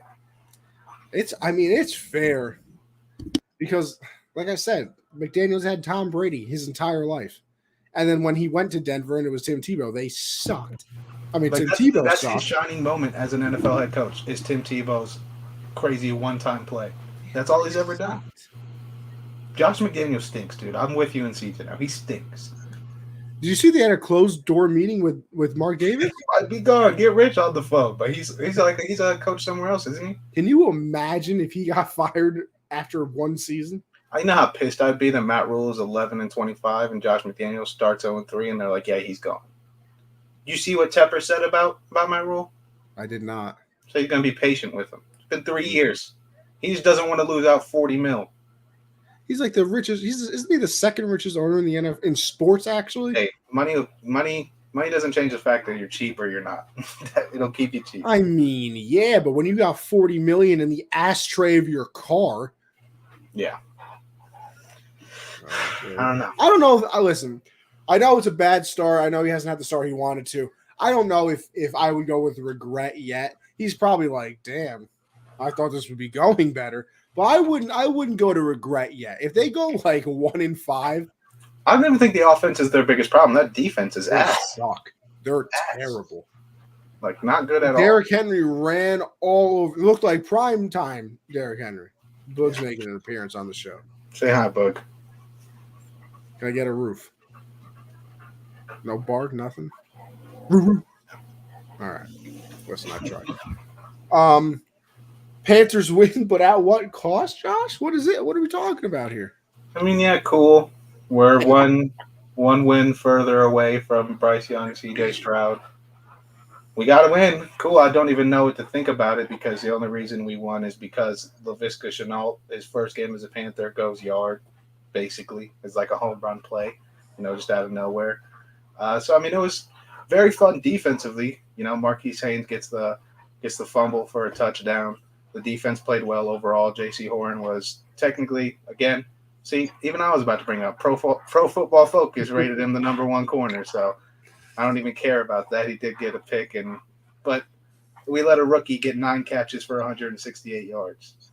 Oh, wow. James threw for 350. Yeah, James threw for 350. They moved the ball on us. We just stopped them in the red zone. So, Josh, I don't know why the Panthers won. Why? This is what I was talking about in the pre-show. It's because you're a fraud. Because you're a fraud, Josh. It was your thing to pick your team, and you finally picked against them, and they said, I can't believe this guy, our supposed fan, would pick against our team, and they went out there and shut you up. Yeah, they did. Bad fan, Josh. I guess. I actually had a couple people that I went to high school with went to that game. Really? I'm very jealous. One of them's a Panther fan. Shout out Hayden. Another one of them, Saints fan. Shout out Dylan. What's up, guys? What's that promo code for Underdog again? Michael, what a question. Great question. I would say. Yeah, look, it's scrolling across the bottom though. Because if you want to scroll over to Underdog Fantasy, use code Gen Z to double your first deposit up to $100. That would be a great idea. The NFL is back. It's the most fun to place bets on. And listen, they have a new little insurance policy thing going on now. Well, you can make the 5 picks, but you can insure some of them. So if they don't happen, you can still win. Obviously, it lessens the amount you win because you're taking out the insurance policy. But yeah, head over to Underdog. Big fan of Underdog. Appreciate them sponsoring the show. And yeah, make sure you guys double your first deposit up to $100. But yeah, Josh kind of a fraud for picking against his boys. It was his thing for 2 years on this show that Josh was going to pick the Panthers every single time that we did our pick segment. Picks against them one time, and they win the game that he picked against them in. I think, listen, if that's not karma, I really don't know what is. I really don't know. Josh is obviously taking care of some dog duties right now, so I'm going to move on. If he wants to talk about the Panthers when we come back, or when he comes back, I should say, we can go back to them. But, Josh, you're back. Do you want to continue talking about the Panthers, or do I move on? I mean, not too much to say. DJ Moore, 1 catch, 2 yards. Yeah, what are we doing here? Baker thinks he's 6'8". I don't know what it is. He just overthrows him every. Now, you know what the one thing about Baker that does piss me off a little bit? He thinks in his head he's way more athletic than he is. Yes, This man loves to escape the pocket and act like he's about to go for a 70-yard run. But he tries to do it like you're saying. Like he thinks he's Lamar. He thinks he's Jalen. He thinks he can get 15 yards of depth because he's going to make a guy miss. No, you're not, Baker. You are not making anyone miss. Yeah, I have noticed that watching his games. I'm like, Baker, buddy, love you. I'm a big fan of Baker, honestly. But that's got to go. Done with the Matt Rule slander. If we got 4 more years of it, the team gave him the game ball. If the team likes him, maybe he turns it around. I'm going to quit with the slander because no point in continuing to do it if it's never going to happen. But when he does get fired, I know you're dancing on that grave. I know you will. Well, maybe he gets a contract extension if he continues to win 5 games a year. Contract extension. Who knows? I don't know what Tepper's thinking. I have no clue what is going through that guy's mind. But, hey, congrats on the game ball, coach. Got us a win. Maybe that's the only one we get. Maybe. If you're feeling like a franchise quarterback, then maybe that's the only one we should get. But, congrats on the win, coach. Let's go. Well, Josh, speaking of the only win you guys might get, we're going to move on to the Patriots because I don't know if they'll win another game in the season. Well, not sure. At least I pray that they don't win another game in the season. We go 1-15, draft a quarterback that doesn't look. How pissed I'll be if since last season I've been preaching Bryce Young or CJ Stroud, and you guys wind up with your choice of either. I'll be so pissed. What the worst part is? I know Bill wouldn't do it. I know he wouldn't do it. He'd take Will Anderson in a heartbeat. Great edge rusher. Yeah. Oh yeah. That's he'd Bill. He'd be like, I found the new Lawrence Taylor. Yeah. He's like Coach Lawrence Taylor. He was with the Giants, best player ever, and now I found his name. I think he'll be the number 1 pick regardless, though. So he's just that good. He's a game changer, game record. Like he should be unanimous number 1. He's a dog, absolute dog. Very interesting. But yeah, the season's over. Ravens Patriot game was very good for a little bit. Patriots ended up getting a turnover. They're going down to try and tie the game. Mac just throws the ball up in the end zone to Devontae Parker, who, by the way, had a great game. He did. Had a very, very good game. He just does jump balls. That's just what he does. Well, no. See, that's what it was the first 2 games. This game, wow, they actually, made an adjustment, sent him on some, crossing routes across the field, everything like that. Had wide open catches. I think his first 3 catches were all of plus 20 yards, his first 3 of the game. Had a very good start to the game. And then, Mac throws 3 interceptions. And, we were kind of tampering down Lamar for a little bit. And then Lamar went crazy. Mark Andrews showed up too. Yeah, Mark Andrews, That touchdown catch was nasty. I mean, all the cornerback had to do was turn around. He has an easy pick, but, who does that? Teabagged him. Yeah, of course. Why have... I thought Nelson Aguilar almost made up for all of his mistakes, too. Nelson Aguilar should never be on an NFL roster ever again. It was a nice catch. I don't care. It was a nice fumble, too. Nice fumble that ruined the game. The rookie made him fumble. Unbelievable. Oh, this man is robbing the Patriots of $11 million. Legalized robbery is what he is committing every time he touches the field. Unbelievable. He's terrible. Anyway, so Lamar obviously has a very good game, 5 total touchdowns. I think he's responsible for 89% of their offense, by the way. And I think at the moment they're one of the top offenses in the league. So he's having an unbelievable year. I say it every week, but that team is so bad without him. Oh, my God, it'd be awful. Them in Arizona, so bad without their quarterback. Oh, they'd be so bad. Like, it would be embarrassing to watch. Mark Andrews would request the trade. Like, he would be gone. It's okay, Connie. We got massage chairs and seat warmers on the losers bench. Well, at least I'll be comfortable. I appreciate that. And then, nice little cherry on top to a bad ending to that game. Mac Jones with a pretty severe high ankle sprain. I thought his ankle became detached. The way I didn't even see the play he got hurt on.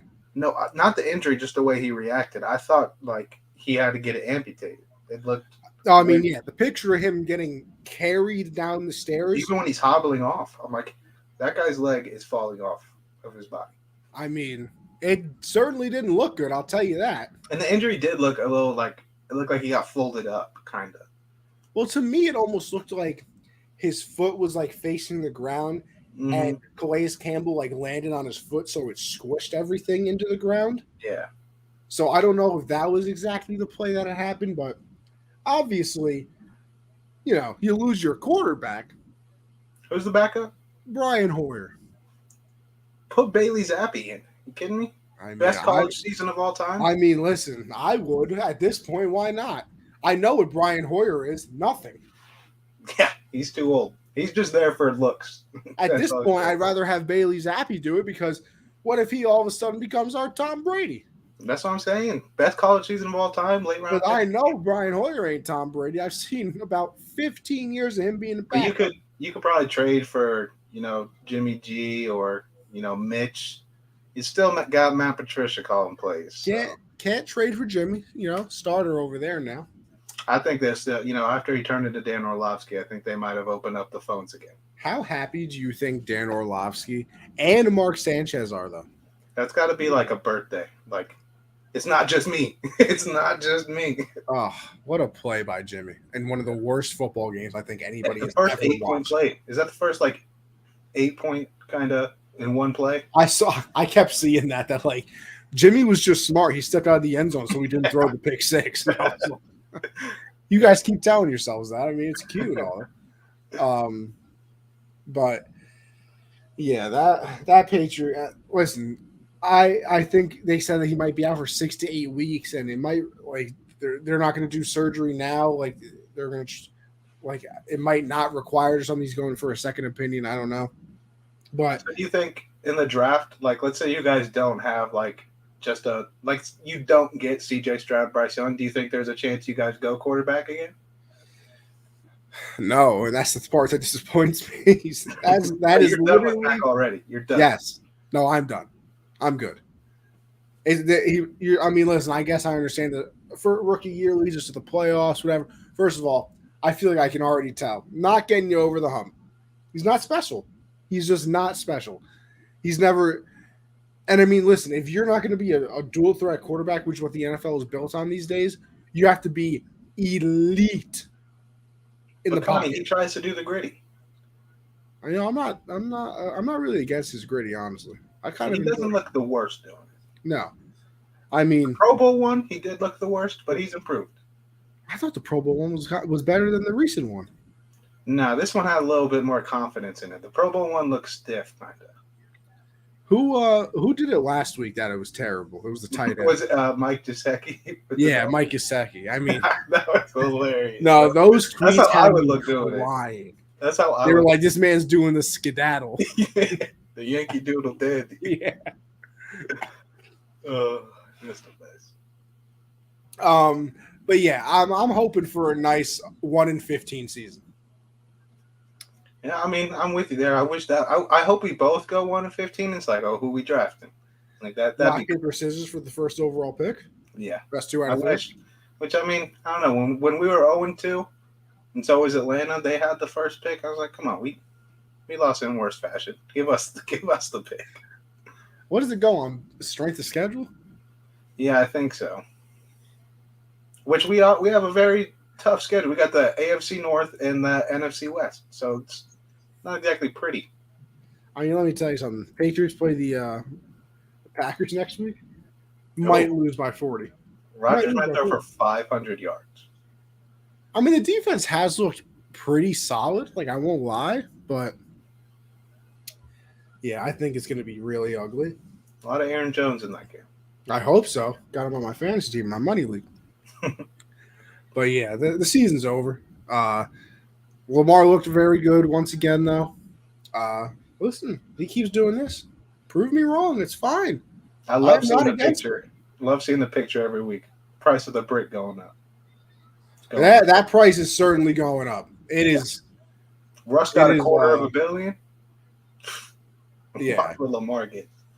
It's getting there. It's getting to a pretty penny. Oh yeah, and all deserved too. Like we talk about it. Like Aaron Judge bet on himself this year. He made himself an extra $100 million, probably, maybe more.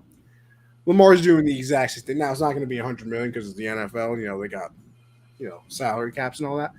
But Lamar's making himself a lot of money. He keeps playing like this. Oh yeah, a lot of money. Up next, Colts take down the Chiefs. Obviously, we all saw that one coming.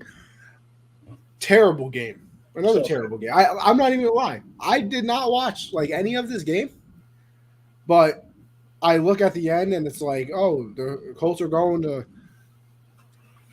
win the game. So I turn it on and I see that they actually score the touchdown, and then the Chiefs get the ball back, but I think it was 29 seconds. I think they had all 3 timeouts. I was like, listen, I just saw them do this to the Bills in 12 seconds. Mm-hmm. So I'm not going to count anybody out right now. And then obviously Mahomes throws the interception. And, it kind of happens for a little stretch every single year that Mahomes loses his mechanics. And I wonder if this is the little early stretch that Mahomes loses his mechanics. And if it is, you got to take advantage of it, because when he's obviously not the great Patrick Mahomes, they are susceptible to losing because, it's not like they have a crazy defense or anything like that. So when their offense isn't absolutely clicking, you can beat them. And if this is the time of the year where they're going to struggle a little bit, that's when you got to take advantage of it. Yeah, I didn't have a lot to say too much about the game itself. I mean, who was that tight end? I still don't know his name. He came out of nowhere, but he's a giant and he's what is he, 6'8"? Yeah, he's huge. And nice catches too for both of the touchdowns.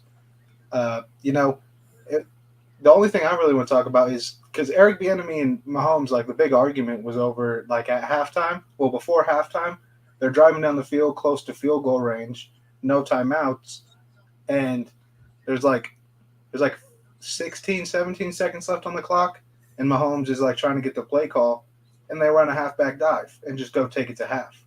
That is not what the Chiefs do. That's not what Mahomes does with not a lot of time left. So he was mad about that, and I don't know.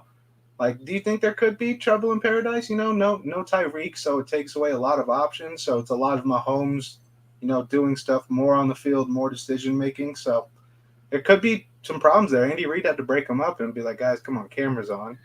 I feel like there were a lot of arguments, just to be honestly. I don't know if you saw it. Who's the defensive tackle on the Jets? Oh, Quinnen Williams and his into it. Yeah.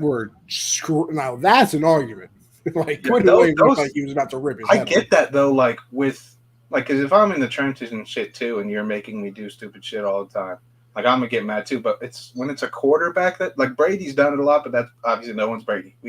Everybody does that, but you don't see Mahomes. That's never really happened. He's never been like that. I think he just wanted to be more aggressive, and Bieniemy was like, "Listen, calm down. There's a time to be aggressive in the game. We're just going to do this." And then he's like, "Well, come on, like we got to throw the ball downfield." And Andy Reid was like, "All right, shut up. Let's go to the locker room. We'll do it in there." So I don't know. I wouldn't say trouble in paradise. Like if this becomes obviously like a regular thing, or the offense just starts looking bad, um, obviously you can start going there. I mean, I did see it today, watching a little ESPN and stuff.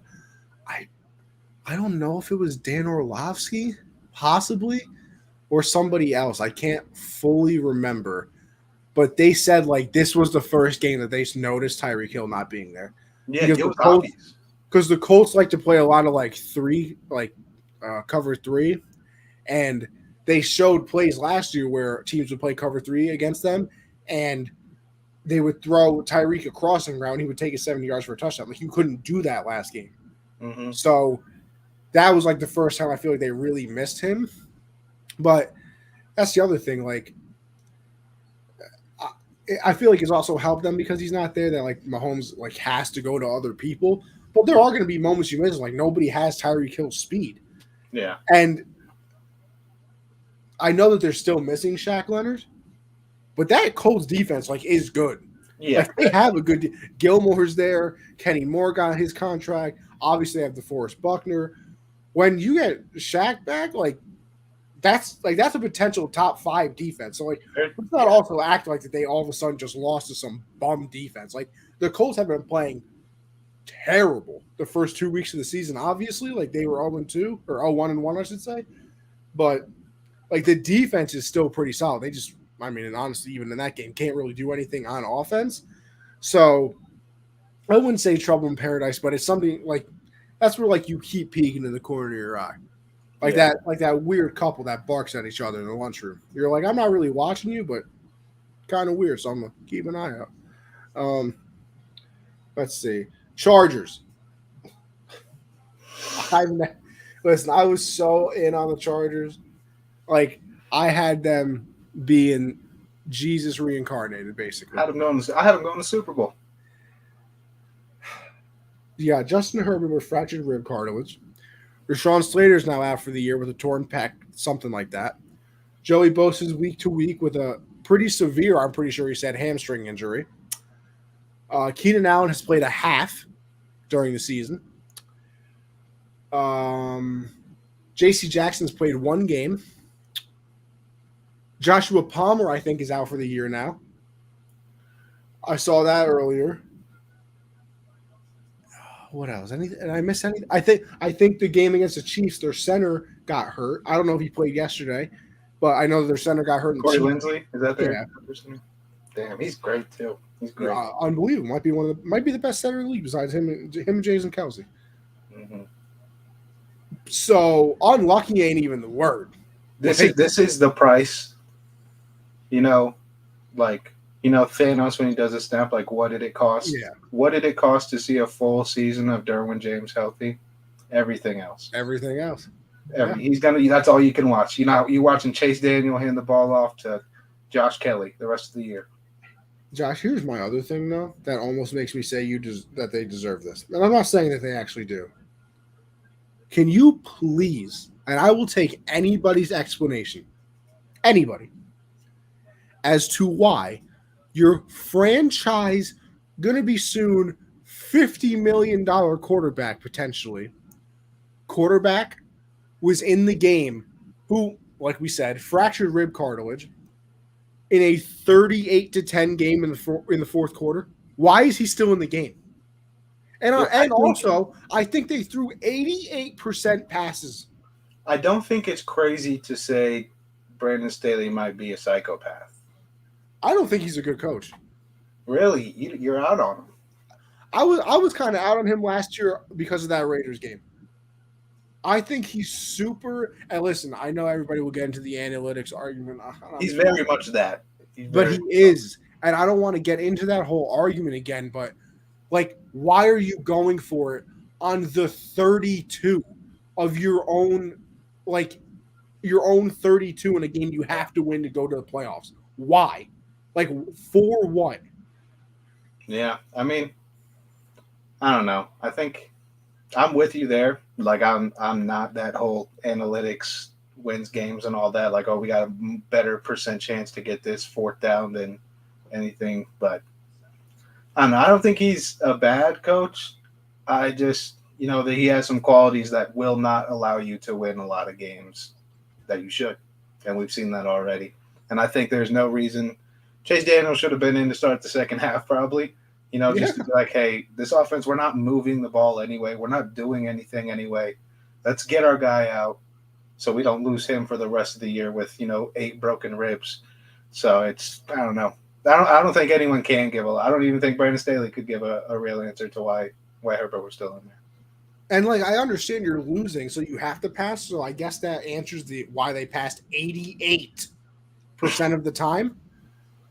But it's 38-10 in the fourth quarter. Why is he in the game? Like Also, that. Like, that's the one that needs to be answered, because to me, there is no reason you can give me that makes sense to have him in that game. There's no reason for it. Yeah. Like, what's the point of Austin Eckler anymore? Like, Sony Michel is their running back. It's not Eckler. It's Sony Michel is their running back. It's crazy. That offense is very confusing, the direction they've gone. I know, obviously, they looked very nice before Keenan Allen went out, and now ever since then, it's kind of been like. I mean, I was going to say, Josh, this is another example of, listen, we love good quarterbacks, but a lot of them need wide receivers too. You can't be throwing it to nobody. And listen, Mike Williams isn't a nobody, but Keenan Allen means a lot. Yeah. Like, means a lot to that offense. And him literally only playing half of a game so far this season is obviously starting to show. So they need him back pretty desperately. They need Herbert to keep recovering, because obviously he's not I don't think he looked awful, but he's definitely not the same. I mean, how could you be? You know how painful that is? Yeah. Like, that's ridiculous. I think the Chargers, they're not dead, because luckily the Raiders suck and the Broncos are not going to win a lot of games this year. And the Chiefs just lost to the Colts. So yeah, so I mean, they're not dead, but they do got to figure some things out over there for sure. Yeah, it is. You titled the prompt to talk about this. Why are they like the unluckiest team in the league? It's unbelievable. It is absolutely unbelievable. The Bucs cannot score. No, they can't. Listen, they got Tom Brady, and that's it. Leonard Fournette, Tom Brady, Leonard Fournette. Cole Beasley started the game. He signed on Wednesday. See, that's something that probably shouldn't happen, right? No, I would not say that you don't want somebody. How long do you think it takes, like, a player to get acclimated? I'd say it's listen, Cole Beasley is a veteran, so I'll give him more of a benefit of the doubt. But I'd still say it's probably taking him a week or two to learn the playbook. Probably going to take him 2, 3, maybe 4 weeks to get all the cadences down and figure out where Brady really wants him. And then honestly, brand new receiver, never been there, maybe 5, 6 weeks before Brady feels absolutely comfortable that, like, okay, the zone is played this way, and I really want him to stop right here. Mm-hmm. Please stop right here. And for Cole Beasley to actually know, okay, I'm going to stop right here, because I think that's what he would want me to do. So I think the reason I brought that up, off topic, but anytime a quarterback is injured, Cam Newton's name is brought up. Let's just remember he had a week and a half last year to learn a playbook before he was a full-time starter, a quarterback. So can we please leave Cam Newton out of the equation? I don't care how many. I don't care if all 32 quarterbacks go down. Just don't bring up my guy, okay? He's minding his business. I don't need to see this. He's minding his business. He's not doing anything but cool-ass podcasts. So that's about it. But the Bucs, I mean, yeah, the injuries have really killed them. Obviously, didn't have Mike Evans this game due to the suspension. That's. And I think if they have Evans, they win easily. Yeah, I think that's a lot of. Because listen, obviously everybody's talking about the offense, and like that's what this topic was too. That's the best defense in the league. Yeah, that defense is ridiculous. No, that secondary, like like a couple, like when they won the Super Bowl, where like that secondary is just super young. Like, how are they going to deal with, because Levante David, Yeah. Devin White, Shaq, they're all going to be good. That secondary has matured, and that rest of the defense Winfield is is so a good. dog. I mean, that defense is insane. Winfield, Davis, I mean, they're so good over there. And So good. Devin White is unbelievable. Flying everywhere. And Levante David is the most underrated And linebacker that of the Devin White generation. being like that is going to help extend Levante David's career because he's not It having is because he doesn't have to do it. Yeah, I mean it's perfect. That defense is too good for this offense to be struggling the way they are. And listen, I think once everybody gets back, I don't know if it'll be same old Bucks, obviously, but I think they're going to be a lot better than this. Obviously, I mean it's hard to be much worse, but I mean I don't think they're going to be averaging. I think they're averaging like 15 points a game. I think you just get Mike Evans back, and I mean you got to ride Leonard Fournette. And I think Todd Bowles said that Julio should be back next week as well. Julio looked really nice that week 1 too. He looked really nice. Like he looked very, very good. Yeah. So I mean, you get, like you said, you get Evans back. Julio should play next week. Godwin should be back like week 6. I'm 7. cool with if you can get Julio and Evans back and healthy for a little bit, let Godwin let him chill out. Let him get healthy. It took one bad play week 1 to put him out. Let him feel 100%. And listen, we just talked about Cole Beasley and how long it might take him, but Cole Beasley could easily turn into slot his guy. Perfect for Tom. It can turn into his Edelman real quick. Oh, yeah. Real quick. And Perriman, I mean, as a fourth guy, Perriman's not too bad to have as a fourth guy either. So that was the other thing. I think Russell Gage didn't play that game either. Yeah. I mean, that was just a terrible wide receiver. They almost came back and won it. Almost won it. That's the craziest thing. They couldn't move the ball all game. And it was like Brady looked at the football gods and were like, are you going to stop holding me back now? And they're like, fine, we had our fun. Yeah. Because that last drive of the game, it looked like it was a well-oiled machine. Go down the field, score easily. But that 2-point thing, that can't happen. How does that happen? That can't happen. I don't understand how it happened. You can't be that miscommunicated. You have to go for 2. So how do you not have the 2-point call already in the helmet? How are you that, just discombobulated when it's a specific play you've probably gone over in practice 1,000 times, or it's a specific package? How do you have so many guys lined up in the wrong spot? And I mean, I don't know if he walked into the end zone because they called the play dead, but when they did snap the ball, he literally could have walked into the end zone. He was getting in there. That's a killer. That kills you. But I think, listen, I'm just not worried about them because, and I'm not even not worried because it's Tom Brady, he should figure it out. I'm not worried because they don't have a wide receiver. Yeah. That was basically like the Bears and Patriot level receiving core yesterday. Yeah. It was Cole Beasley, who's been there for 4 days, Scotty Miller. You got nothing but slot guys you're throwing the ball to. Scotty Miller was their outside jump ball deep threat. Yeah. All right. Good luck. Have fun with that one. Against Jair Alexander? Yeah. Have fun. Well, he didn't actually. I'm pretty sure he missed most.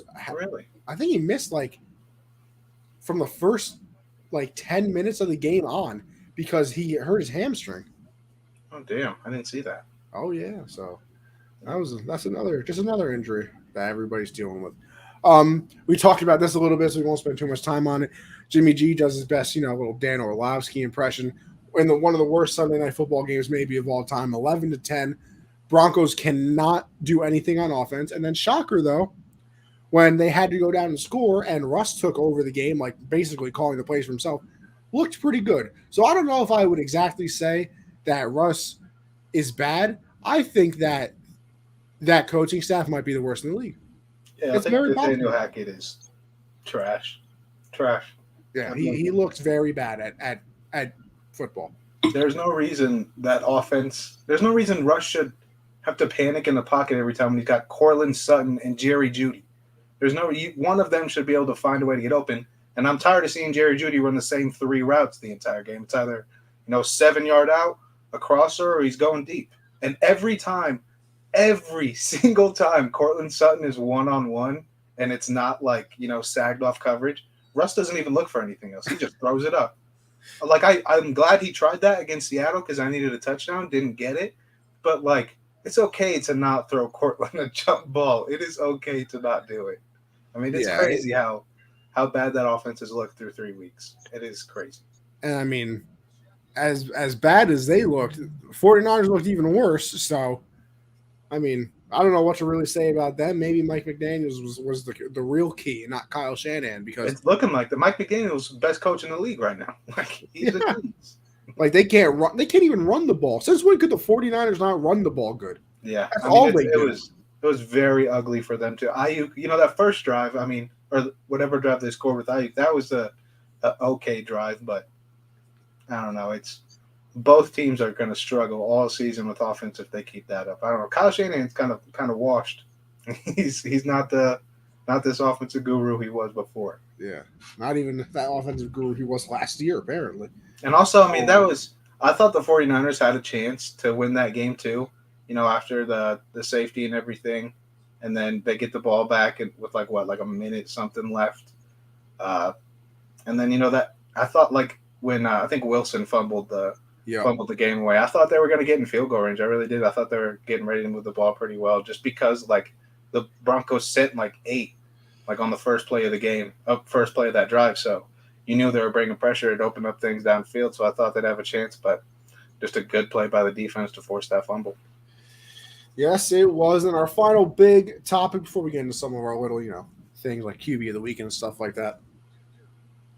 The Pro Bowl is gone. The NFL announced today that there is no more Pro Bowl. They are going to do like a skills week before the Super Bowl. You have some different skill challenges. Listen, everybody knows that the Pro Bowl was the worst all-star game, and for the people listening, put that in air quotes, in all of professional sports. So I'm glad it's gone, and hopefully they bring back some of the fun things, like furthest throw and have linemen run the 40. I don't know, but like there are best catch. I like the thing when they used to drop the footballs from the drone. Jason Kelsey said some great things on Twitter. He said, "Hey, what if we stepped outside of football? Some eating contest, some chugging contest, ping pong. Yes. Just get crazy with it.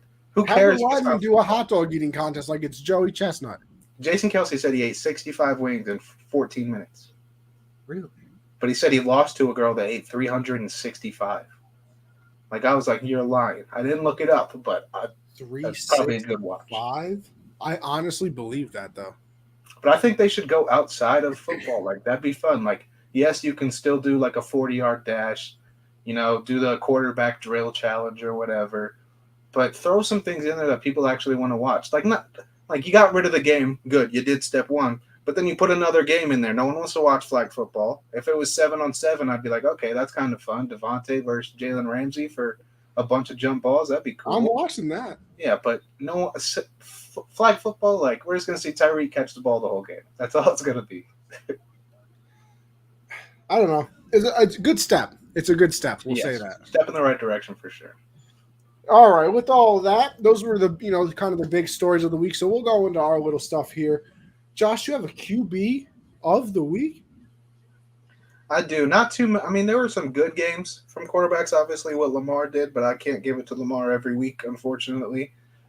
This week, I'm going with the guy who, we're both big fans of, Jalen Hurts. He put up a wonderful stat line, 22 of 35, 340 yards, 3 touchdowns, 9 carries, 20 yards. Didn't have the running day he usually does, but didn't need to because he was getting it done with his arm and the defense took care of stuff. So he's my quarterback of the week.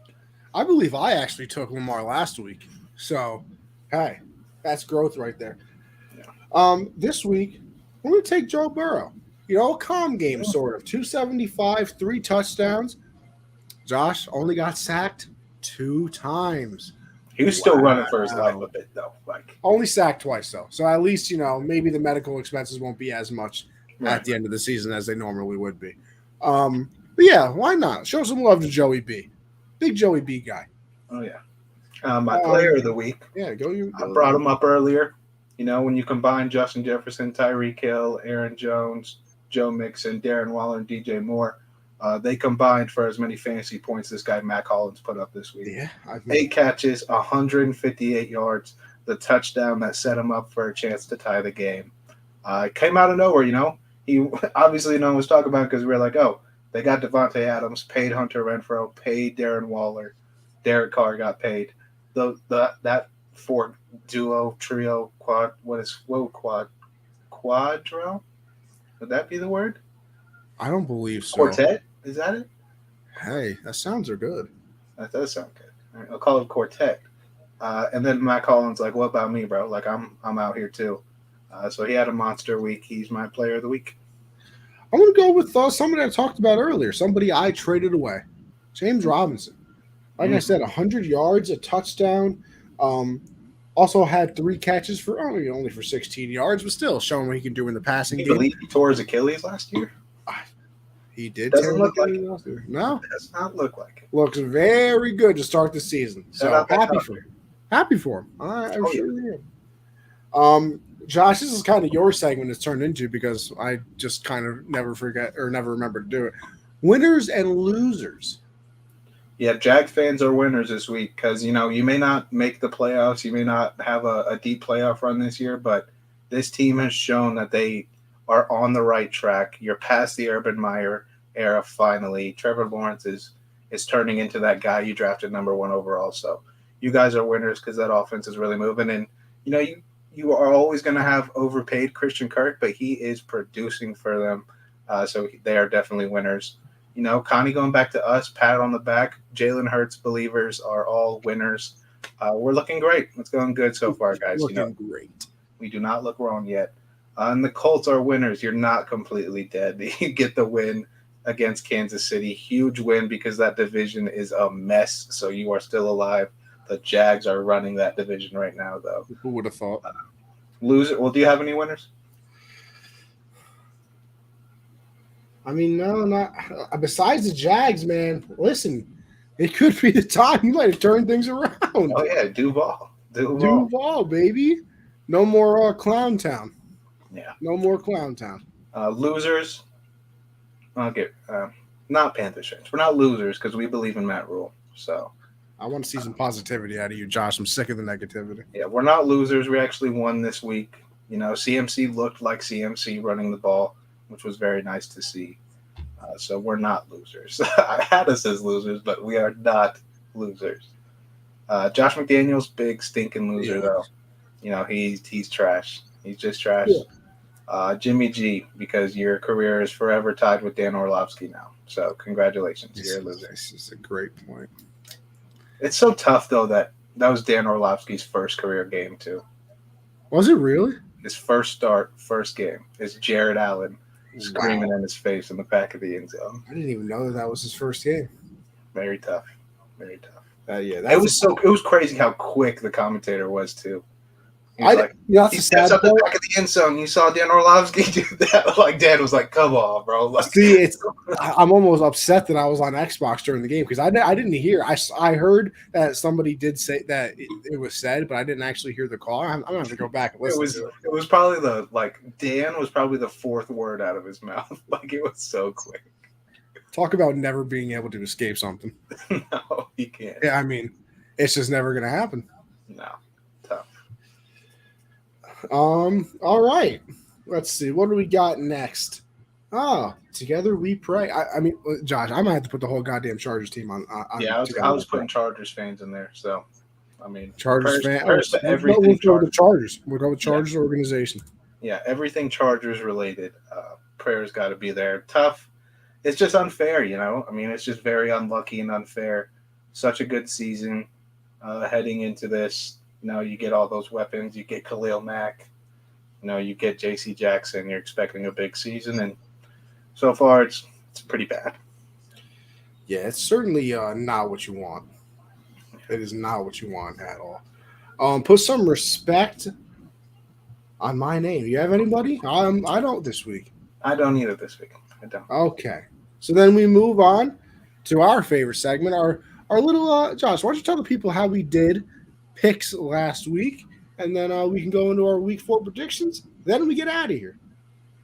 Yes, not a great week for us, but this, I mean, we picked the favorites, but we also picked the better teams, and not a lot of the better teams won this week. Oh, certainly. So, I mean, only game we disagreed on that has been finalized was Atlanta and Seattle. So I am up 1, but I'm still below 500. I went 7-8. Connie went 6-9. Puts us at a total of 23, 23-1, each of us. So not a great start through. No, we're gonna have to get hot here. We got to figure something out. We got to figure it out. It's getting embarrassing. Yeah, it's getting embarrassing. And I'm taking shots this week. Are you? Yeah. Someone's got to do something. We suck. We are terrible. You're right. You are right. All right, Josh. Well, how about we start it off with the Thursday night football game? It'll be the Miami Dolphins visiting those Cincinnati Bengals. Dolphins. Yeah. This is what I don't want to take a shot on. Dolphins are 3-0 and very hot. I'm not taking a shot. And their defenses looked very good. Obviously, we all know, and we've said 785,000 times, Bengals can't really protect anybody. Might be a long day for Mr. Joey B. Potentially. Listen, Patriots at the Packers. There's no Mac Jones in the game. Packers are winning by at least 20 points. I'm not really worried about that one. Vikings at the Saints. Could be an interesting game. Obviously, the Saints lose a stinker to your boys. Vikings with a nice comeback win against the Lions. I'm going with the Vikings. I'm also going with the Vikings. I was almost going to say Saints, but after kind of watching them, give me the Saints. Okay. Fair enough. They moved the ball. They just I don't blame you. I'm not like very confident in this. Yeah. So I won't really sit here and say anything. Next up, I forgot to say. That's what I want to say. This game is in London. We got to remember that. This game is in London, so I guess no true home field advantage besides, I guess, technically the Saints are the home team. But, yeah, we get to wake up at 9. Is that an advantage now, though? It's actually a disadvantage because you don't get the coin toss and you're not even the home team. True. That's kind of bullshit. They should flip a coin to see who flips the coin. You know what? You make a good point. I'm not going to argue with you. Yeah, so a nice 9 o'clock wake up on Sunday, Josh. If you want to watch that game, I will not be waking up. Yeah, I won't either. I'll wake up at about 11. I'll catch that fourth quarter if it's cool. I'll check out the fourth quarter, see what happened. But other than that, I'll be slumbered. Got the Browns at the Atlanta Falcons. Going with the Browns. I'm torn. Falcons have looked pretty good. Falcons are not. That defense is awful, but Mariota is moving that ball. Yeah, Mariota's showing me something here. I'm not going to lie. He's showing me something. Give me the Browns. Their defense is still solid. Okay. We have the Commanders going and taking on the Dallas Cowboys. Commanders. Okay, good. That makes it easier because I wanted to pick the Commanders. And I thought you were going to pick the Cowboys. And then I was like, damn, do I really want to? But, man, Wentz might get sacked another 10 times in this game. Oh, man. You going Dallas? I'm really thinking about it right now. Cooper Rush, not too bad. In Jerry's world. Yeah, give me the Cowgirls. Okay. Give me the Cowgirls. Also saw a report, potentially, that Dak's not ruling out next week. I like the Washington Commanders even more than the Seahawks at the Lions. Give me Dan Campbell, man. Lions. Come on, man. They are good here, man. They're gonna put up 45 points this game. Give me the over 2. Throw it on my card. Yeah. Oh yeah. DeAndre Swift, though, going to be out in the next 2 weeks, apparently. Jamal Williams, dog. Oh, no, I know. Jamal, I'm all in, but I'm just saying. Looks like he's going to be out the next couple weeks. Which is tough. That is I think when they're rising up the rankings when you talk about running back duos. I know. Yeah, Swift is a dog. Yeah, they're good. Swift is a dog. Titans at the Colts. Give me the Colts. Oh, yeah. Give me the Colts as well. Only because I think Shaq Leonard is back next week. And just that defensive front, I think they'll do enough. And that secondary. I mean, the Titans did look good. They've both looked absolutely terrible at I football. was going to go Tennessee just based off of how the offensive looked this past week, but then you think about it's the Raiders, so can't really give Tennessee too many props there, and I think Derrick Henry might have a tough day. The Chicago Bears at the New York Giants. It's 3-3 right now, by the way, Josh, in case you care. Bears. Give me the Bears. Oh, okay. Bear down. Bear down. All right. Listen, Josh, you've had a lot of faith in your Jags, so I'm curious where you go here. The Jags and the Eagles. I'm all in on the Eagles. You know that. We disagreed on 2. I feel not great, but not bad about both of them. Yeah, I'm not confident in either one. They're both. I would not be surprised either way. But I mean, yeah, give me Philly, bro. I can't do it. Just like if this was like week 8 and they were both like 6-1, then I might take a shot on the Jags. But they've looked good, but I don't know. I can't go against Philly. I said the same thing last week about Buffalo though. So who knows? True. The Jets taking on the Steelers in Pittsburgh at Acrisure Stadium. No more Heinz Field. I'm going with the Steelers. Me too. I thought about the Jets a little bit, but I don't know. I think that Flacco magic wore off after week 1, so it's about dead. The game of the week, potentially. The Bills at the Ravens. You know I'm not going against Josh Allen in a game against Lamar. You know I'm not doing it, so.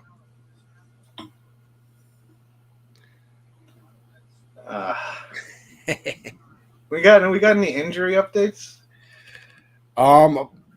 Besides the Bills rookie corner breaking his hand, I don't think so. Give me Lamar, baby. Give me Lamar. Let's go. If Tua can shock the world, Lamar can shock the world. Okay, listen, I don't hate it. I do think, though, that this man Josh Allen's putting up 500 combined total yards. Yeah, and so is Lamar, by the way. I don't like this is going to be – watch. This is another game that's going to end 5 – it's going to be 5-2. I will be so pissed if this game ends the way both of them have started the It'll be a defensive battle 5-2. Guaranteed. Josh Allen had like 87 rush yards on Sunday. I mean, I wouldn't doubt it. He is literally their team. You know what? I think the Bills would be decent without Josh Allen, but that's another team that I think would just not be very good at football without their quarterback. Yeah, I mean, they do have – no, they'd suck. They'd suck. Yeah. Oof. Well, the defense might make them not suck. True. All right, the Chargers at the Houston Texans. Dougie Davis-Mills, man, you've been terrible this year, so I have to go with the Chargers, even though they're banged up. Like Herbert playing? Herbert playing? Yeah, I would imagine. Yeah, give me the Chargers. I would imagine he plays. We got the Cardinals at your boys, the Panthers. I'm taking the Cards. Matt Rule is turning it around. CMC is him. The defense is figuring it out. Hashtag keep pounding. Give me the Panthers. Hell yeah, Josh. That's what I like to see. Keep pounding. Another interesting game to me. This is supposed to be one of the best games of the week, and I'm not excited for it. No, yeah. This is another game that screams like 10-7 for some reason. Yeah. Broncos at the Raiders. I'm going to go with the Raiders. I'm going Broncos. Okay. Listen. That Raiders defense is so bad. I know, bro. Which is why I don't want to pick the Raiders, but like 0-4, no way. Like, come on. Way, bro. Josh I had so much faith. I thought all 4 teams in the AFC West were making the playoffs. Did Denver fire Josh McDaniels or did he leave? No, he got fired. Okay, so this could be a revenge game. Yeah, well, revenge. A little revenge. No, that defense is ass, bro. Russ might actually play good. I don't know. Not with Hackett. This man's a hack. You might be fired by kickoffs though. So man's a hackadoodle-doo. The Sunday night game. We got the Super Bowl. What was that? 54? I have no clue. They know. Always put up the X's and they always put up the Roman numerals, and I forget. See, I can read it if I'm looking at it. I just don't actually know what number it was. Yeah.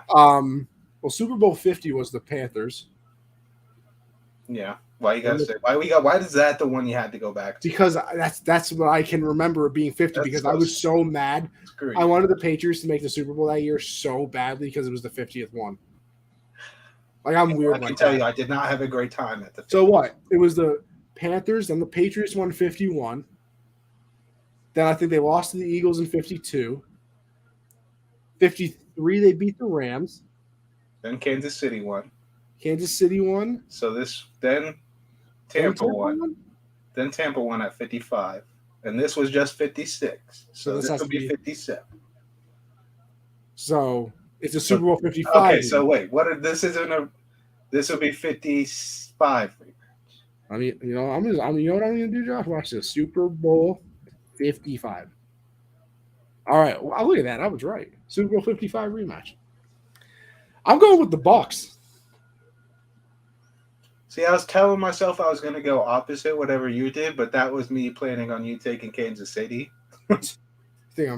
I don't bet against the GOAT. How many? So this might be the most we've ever disagreed. Just keep the trend going.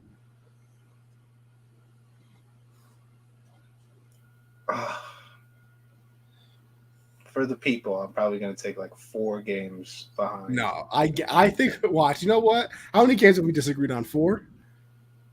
I have Denver. You have the Raiders. That's one that's kind of a toss-up.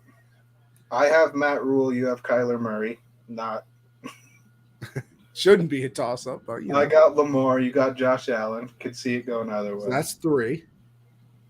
I have Carson Wentz. You have Cooper Rush. So that's 4, and then the Browns Falcon game is 5. No, we didn't disagree on the Browns Falcons. Oh yeah, we didn't. No, we disagreed on New Orleans, Minnesota. I took New Orleans. I was gonna take Atlanta, but I didn't. So that's 5. 5. Do I make it 6? That is a question. Watch, we're gonna end up going 3-3 in it anyway. God, yeah, give me Kansas City, man. All right. I'm gonna take a 5-game deficit. And then I don't know why we always do this. We guess the Monday night game, and then we talk about the Monday night game and give predictions again. It's hard to figure out how we're supposed to do that, though. Yeah, it's weird. Like we should have a side category of Monday night. We did last year, but I don't know. Then it's hard because it'll go like 5 weeks will pass, and I'll be like, oh, I forgot to add the Monday night games to our records. Yeah, but we've done that so far. Yeah, so far I've got it down. Obviously, the Monday night game this week is not in the record because, it's undecided. Although the Cowboys are winning. Cowboys are winning 6-3 right now, just to update you. Yeah, but they also missed Tony Pollard in the end zone. So. Yes, they did. Tough. He had a very big run, though. He did. I've been following on the ESPN. Why don't you throw it on the ESPN? Why don't you just click watch? In this room, I don't have a TV in here. I only got my computer. No, you can't. You can't hit watch on the. Oh, it is on ESPN Plus.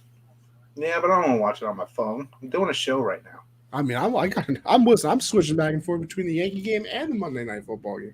See, I'm focused for you guys. Look at this guy over here watching 2 different games while he's doing the fact that you would even say that I'm not focused on our wonderful fans makes me sick. Makes me sick. This guy. Monday night game, the Rams go and visit the 49ers. Rams.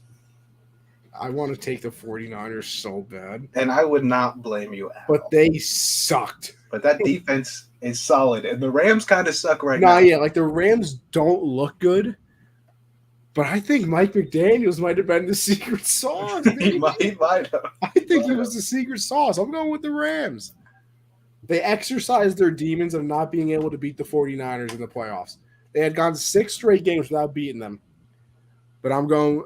So they exercise that demons to make it to the Super Bowl. They win the Super Bowl. I'll go with the Rams as well. And I'm that going to be down concludes like 7 games already, and it's only going to be week 4. that concludes our week 4 picks. Obviously, we will be back next week to let everybody know how we did on all of that. Rough start to the season. 23-1 is definitely not what we wanted to start the season off as. But with all that being said, Josh, why don't you tell everybody where they can find you, and then we'll get on out of here. Yeah, follow me on Twitter at Jolin_4. Make sure you subscribe to the YouTube channel so you can, chat and hear with us like Vic did, like Christian did, or you can head over to Facebook too. I'm also live on there, so you can chat with us there on the Unwrapped page also. And make sure you head over to Underdog, double your first deposit, and use code Gen Z. And then you can hit me up in the DMs. I'll give you picks that will hit, and then you could double that money. So, I mean, you could 4x your money very quickly by using code Gen Z. So, head over to Underdog, do that. Tune in next Monday, 7 Eastern. As Josh just said, we're here Mondays, 7 Eastern every single week. Tomorrow, I got the hard count with me and CJ. I was off last week because, like I said, I was sick, but it was starting to get sick last week. So, and now I'm at the end of it, hopefully. So I should be back tomorrow talking everything in the football world. We'll go over every single game, obviously go through some storylines as well. Thursday's Backstop Banter with me and Michael. Like I said, Judge is going for 61. Pujols hit 700. We got playoffs being decided. The Guardians just clinched a playoff spot. Nobody thought that they would win that division. Mets and Braves is going to come down to, it looks like, the last little part of the season. Very excited for the playoffs about to start. So make sure you check that out. That is at 9 o'clock Eastern on Thursday. And listen, all 3 of those shows are available via podcast. Apple, Spotify, iHeartRadio, wherever you listen to podcasts, we are available. But with all of that being said, appreciate everybody for tuning in. And listen, people, we'll catch you on the next show, all right? See you next week. Have a good one.